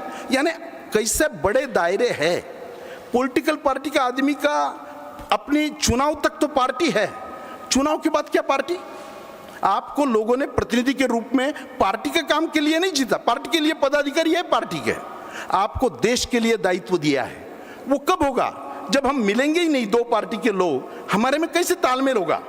तो विपक्ष वाला गाली देता रहेगा, अरे श्याम जाजू शत्रु है मुसलमानों का, और मुसलमानों कहेंगे अरे उनके घर में नहीं जाना, मुझे कहेंगे वो लोग बड़े खराब है। अरे भाई, जब तक लोग इकट्ठा आएंगे नहीं, एक दूसरे को देखेंगे नहीं, तो कैसे चलेगा? तो मुझे ऐसा लगा भारत के लोकतंत्र, केवल भारत तक नहीं, आज भारत नरेंद्र मोदी जी के नेतृत्व में जिस प्रकार की टेक्नोलॉजी में आगे बढ़ रहा है, हमारी सब समस्याओं पर हमारे पास आंसर्स है। और इस देश में ट्रंप को पहले दिन ये लगा और रात में दूसरे दिन सपने में दूसरी बात आ गई, तो ट्रंप उसको कोई क्यों बोलना, क्या बोलना, कौन से आवाज में बोलना, इसके कोई प्रोज एंड कॉन्स नहीं है। हिंदुस्तान में ऐसा नहीं चलता है। हिंदुस्तान में अगर किसी ने इमरजेंसी लाई तो उसको रोकने के लिए कोर्ट है, उस पर रिएक्ट करने के लिए लोग हैं, जेलों में जाने वाले कार्यकर्ता है, और डेमोक्रेसी जीवित रखने की ताकत हिंदुस्तान के आम आदमी में है। जब पूरे देश की सरकारी रिपोर्ट ये कह रहे थे कांग्रेस ही जीतने वाली है, इसलिए चुनाव डिक्लेयर हुए, और सामान्य आदमी, अनपढ़ आदमी, देहातों में रहने वाले लोग हरा दिया, देश के प्रधानमंत्री को भी हरा दिया और बता दिया नो, ये डेमोक्रेसी की खूबी है, ये रौनक है भारत के डेमोक्रेसी की। और आज तो पूरे विश्व में जब अमेरिका अपने अंतर्गत मतभेदों से अमेरिका के लोग अमेरिका के नेतृत्व को और विश्व के लोग अमेरिका के नेतृत्व को ऊब चुके हैं, यूरोप अपने में उलझा हुआ है, रशिया की कभी विश्वसनीयता रही नहीं है, ऐसे टाइम भारत के लीडरशिप की लोग वेट कर रहे हैं। वो लीडरशिप इस प्रकार के माहौल से ही जा सकती है। जब संवेदनशील, मुझे बताओ, अच्छी दुकान चलाने के लिए अच्छी उसकी सचोटी चाहिए, उसको व्यवहार आना चाहिए, उसके संबंध अच्छे होने चाहिए, अच्छे डॉक्टर्स का आकलन अच्छा होना चाहिए, उसका स्टडी अच्छा होना चाहिए, अच्छे लेखकों, उपाध्याय जैसे लेखकों को अपना व्यासंग होना चाहिए, पढ़ाई लिखाई होनी चाहिए, उसके सिवा उनकी किताबें कौन पढ़ेगा। ऐसे ही राजनीति में और सामाजिक जीवन में काम करने वाले सभी लोग, इनको भी अपने को मोल्ड करने के लिए, अपना खुद का आकलन करने के लिए, उसमें आगे बढ़ने के लिए इस प्रकार के इंस्टीट्यूट्स की आवश्यकता है। यहां आदमी तैयार होगा। और मुझे ये मैं गलत बात नहीं बता रहा हूं, जैसे हमारे पास बायोडेटा आते हैं, बायोडेटा में लोग लिखते हैं मैं इतने साल का पुराना कार्यकर्ता, मैंने इतने बार जेल गया, मैंने इतना एजिटेशन किया। धीरे धीरे लोग उसमें लिखेंगे मैंने MIT का SOG कोर्स भी किया है इतने साल में, ये लिखना पड़ेगा उसको, yes I am from that institution. तो मुझे ऐसा लगता है कि देश में असंभव कुछ नहीं है। जब कोरोना पीरियड में पूरे विश्व में चर्चा चली थी कि भारत की पॉपुलेशन, भारत का इतना वीक इंफ्रास्ट्रक्चर, भारत के पास डॉक्टर नहीं है और कैसे होगा इस देश का, उस टाइम हमारे देश के विल पावर वाले प्रधानमंत्री जी ने कहा कि नो, हम इस पर मात करेंगे, कलेक्टिवली करेंगे, हमारे पास ताकत है, हमारे पास संवेदना है। लोग निकले पैदल, दिल्ली से भी निकले, मुंबई से निकले, रास्ते में लोगों ने कोई कानून नहीं निकला, मिलिट्री एक्शन नहीं हुआ, पुलिस को नहीं बोलना पड़ा, लोगों ने उनको खाना खिलाया, लोगों को उनको जाने का रास्ता दिया। हमने ऐसा टेक्नोलॉजी डेवलप किया, हमने कोरोना को भी कंट्रोल किया। और जो विश्व शांति की बात हम करते हैं ना, वो व्यवहार में झलकी। मोदी जी ने अपने देश को जितना वैक्सीनेशन चाहिए वो छोड़कर 108 देशों को एक्स्ट्रा वैक्सीनेशन अपने खर्चे से पहुंचाया, 1 रुपया भी लिया नहीं। क्यों? यह विश्वची माझे घर, हम विश्व गुरु जो बनना है ना, तो हमारा पड़ोस वाला भी दुखी है और मेरे पास कुछ मदद करने लायक है तो मैं करूंगा, ये हमने करके दिखाया। UPI कार्ड के आधार पर पेमेंट सिस्टम, बाहर के लोग आते हैं देखते, अरे यहाँ चाय पीकर लोग UPI से पेमेंट कर रहे हैं, मूंगफली वाले, सब्जी वाले, ये क्रांतिकारी परिवर्तन, टेक्नोलॉजिकल परिवर्तन हमने कर दिया। इतने करोड़ों लोगों को अकाउंट हमने खोल दिए, डिजिटल ट्रांसफर पैसे करके, डायरेक्ट बेनिफिट ट्रांसफर करके 1 रुपया भी करप्शन नहीं होता है। जिस होती थी वो देश में हमने ये प्रूव करके बता दिया। आधार के बगैर आधार कार्ड कोई भी हमारा इस सभागार में भी आदमी नहीं है, वो आधार कार्ड का हमने सिद्ध किया। लोगों को लगा रहे 140 करोड़ का देश कैसे होगा, करके दिखाया। तो विल पावर, तकनीक का उपयोग, पारदर्शी और कुशलता के साथ जब हम एग्जीक्यूट करते हैं तो ये सब बातें होती है। शक्ति के साथ जिम्मेदारी भी आती है, उसको निभाना। अभी आने वाले दिनों में केवल सैनिकी अटैक हुआ, विचारधारा का अटैक हुआ, इससे काम नहीं चलेगा। तकनीक, स्वास्थ्य, जलवायु और आर्थिकी, सभी मुद्दों पर नेतृत्व करने वाले लोगों की इस देश में आवश्यकता है। इतिहास हमेशा मौके की कसौटी पर नेता को, राष्ट्र को परखता है। अभी चर्चा अभी कर रहे थे कि इतिहास केवल किताबें लेके नाचना नहीं होता है, इतिहास से बोध लेकर आगे का रास्ता तय करना होता है। मुझे ऐसा लगता है आने वाले दिनों में विचार, नवाचार और डिजिटल ऊर्जा के स्रोत के माध्यम से पूरे विश्व का नेतृत्व करने का काम हमें मिलने वाला है। इस देश के नागरिकों को अपना दायरा बहुत बड़ा होने वाला है। अब वो भारत नहीं रहा जो पुराना था, एक टाइम कटोरा लेकर विदेशों में जाता था, वो भारत नहीं है। ये 2025 का भारत है। ये सर्जिकल स्ट्राइक से भी लोगों को मालूम है, ये सिंदूर ऑपरेशन से भी लोगों को मालूम है। तो उस भारत के हम नागरिक हैं। पुराने जो जनरेशन है ना, जो स्वातंत्र्य के लड़ाई के पहले जन्म लिया, उस टाइम तक क्या था, देश के लिए मरना ये देशभक्ति थी। अब आजादी के बाद देश के लिए जीना, अच्छी तरह से जीना और अपना ज्यादा से ज्यादा योगदान उसमें देना, ये देशभक्ति है। उस देशभक्ति के माहौल में इतने अच्छे संस्था में पढ़ने का मौका हमें मिला है। हमने ये करियर करना चूज किया है। छात्राएं भी यहाँ बहुत अच्छी संख्या में दिख रही है। छात्राओं का भी बिल राजनीतिक पार्टिसिपेशन का इसी मोदी जी के कार्यकाल में पारित हुआ है। तो मुझे ऐसा लगा कि हम सब भाग्यवान लोग हैं।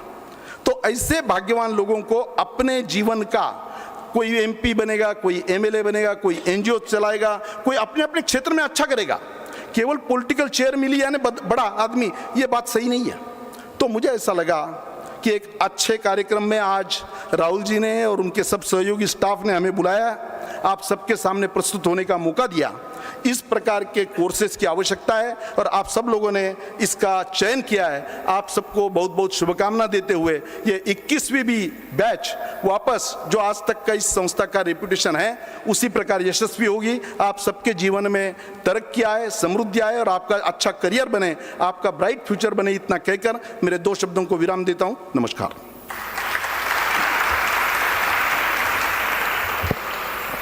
Thank you, sir. Thank you very much for your words of wisdom. Ladies and gentlemen, we now take a moment to experience the divine vision and spiritual lessons that from every soul of a university.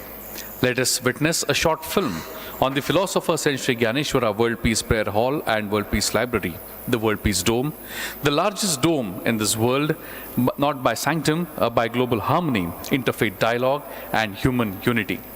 This magnificent creation stands as a living embodiment of the enlightened vision of our revered Professor Dr. Vishwanath Karad sir, the UNESCO chairholder, founder and chief patron of MIRES MIT Pune. Through this film, let us behold how his dream of peace through education has taken a monumental and eternal form in the form of this dome. Can we have the film, please?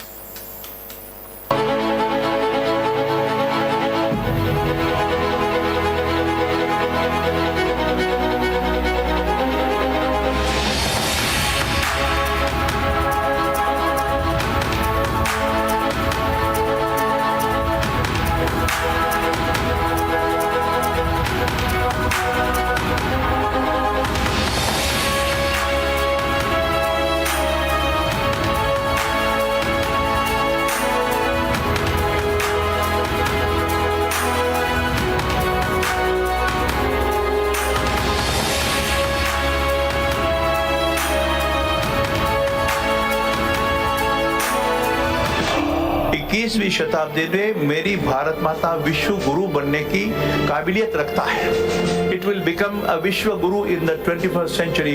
उसका छोटा सा उदाहरण, छोटा सा symbol यहाँ बन गया है, ऐसा मेरा मानना है। We have only 2 options. Either we live together or we perish together. It is in this context this monument will stand. We look at this magnificent dome. To me, this is not just the biggest dome in the world. To me, this is the biggest idea, the biggest message to the world. This country has always propagated one thought, Vasudhaiva Kutumbakam, my dear friends. I must say that in the entire history after the independence since 1947, this is one of the unique steps towards the contribution of universal humanity.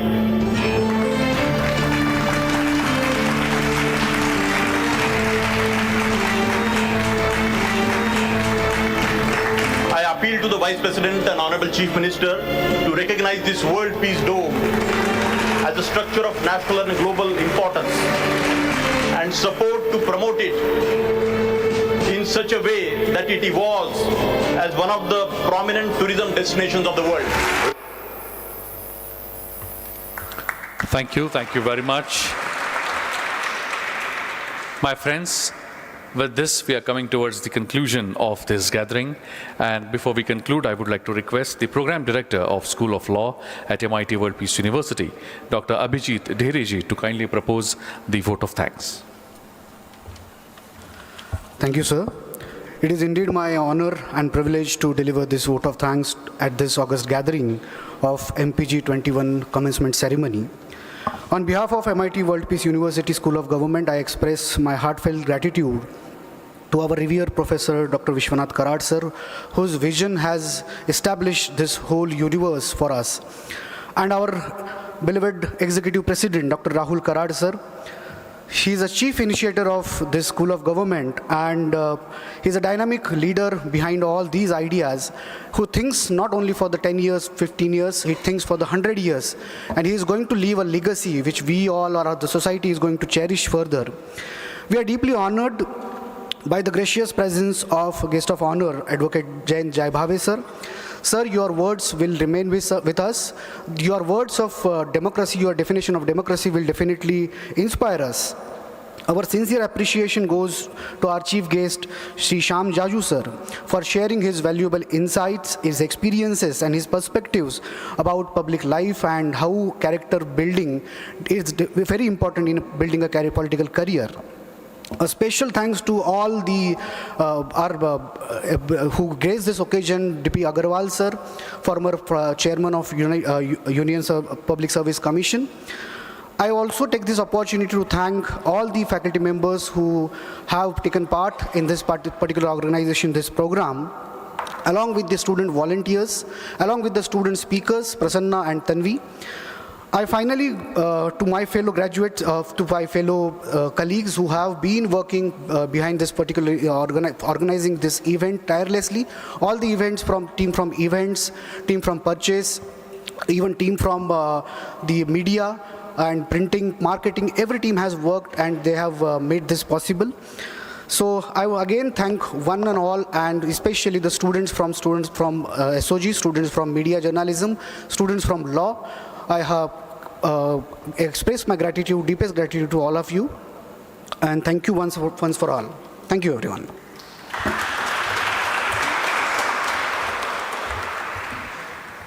Thank you very much. And now, before we conclude this gathering, it is the tradition of this program. I would like to request all the students of MPG 21 to please come forward and stand in front, behind the guests, so that we can capture a beautiful photograph.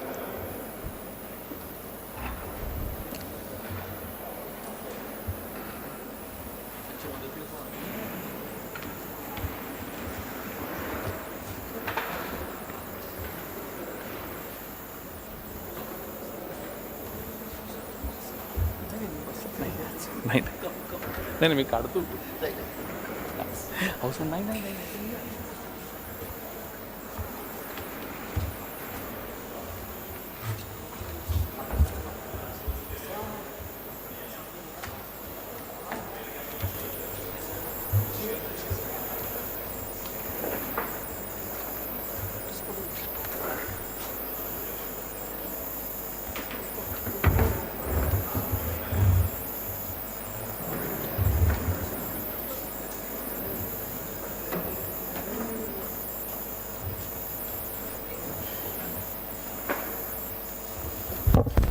Also.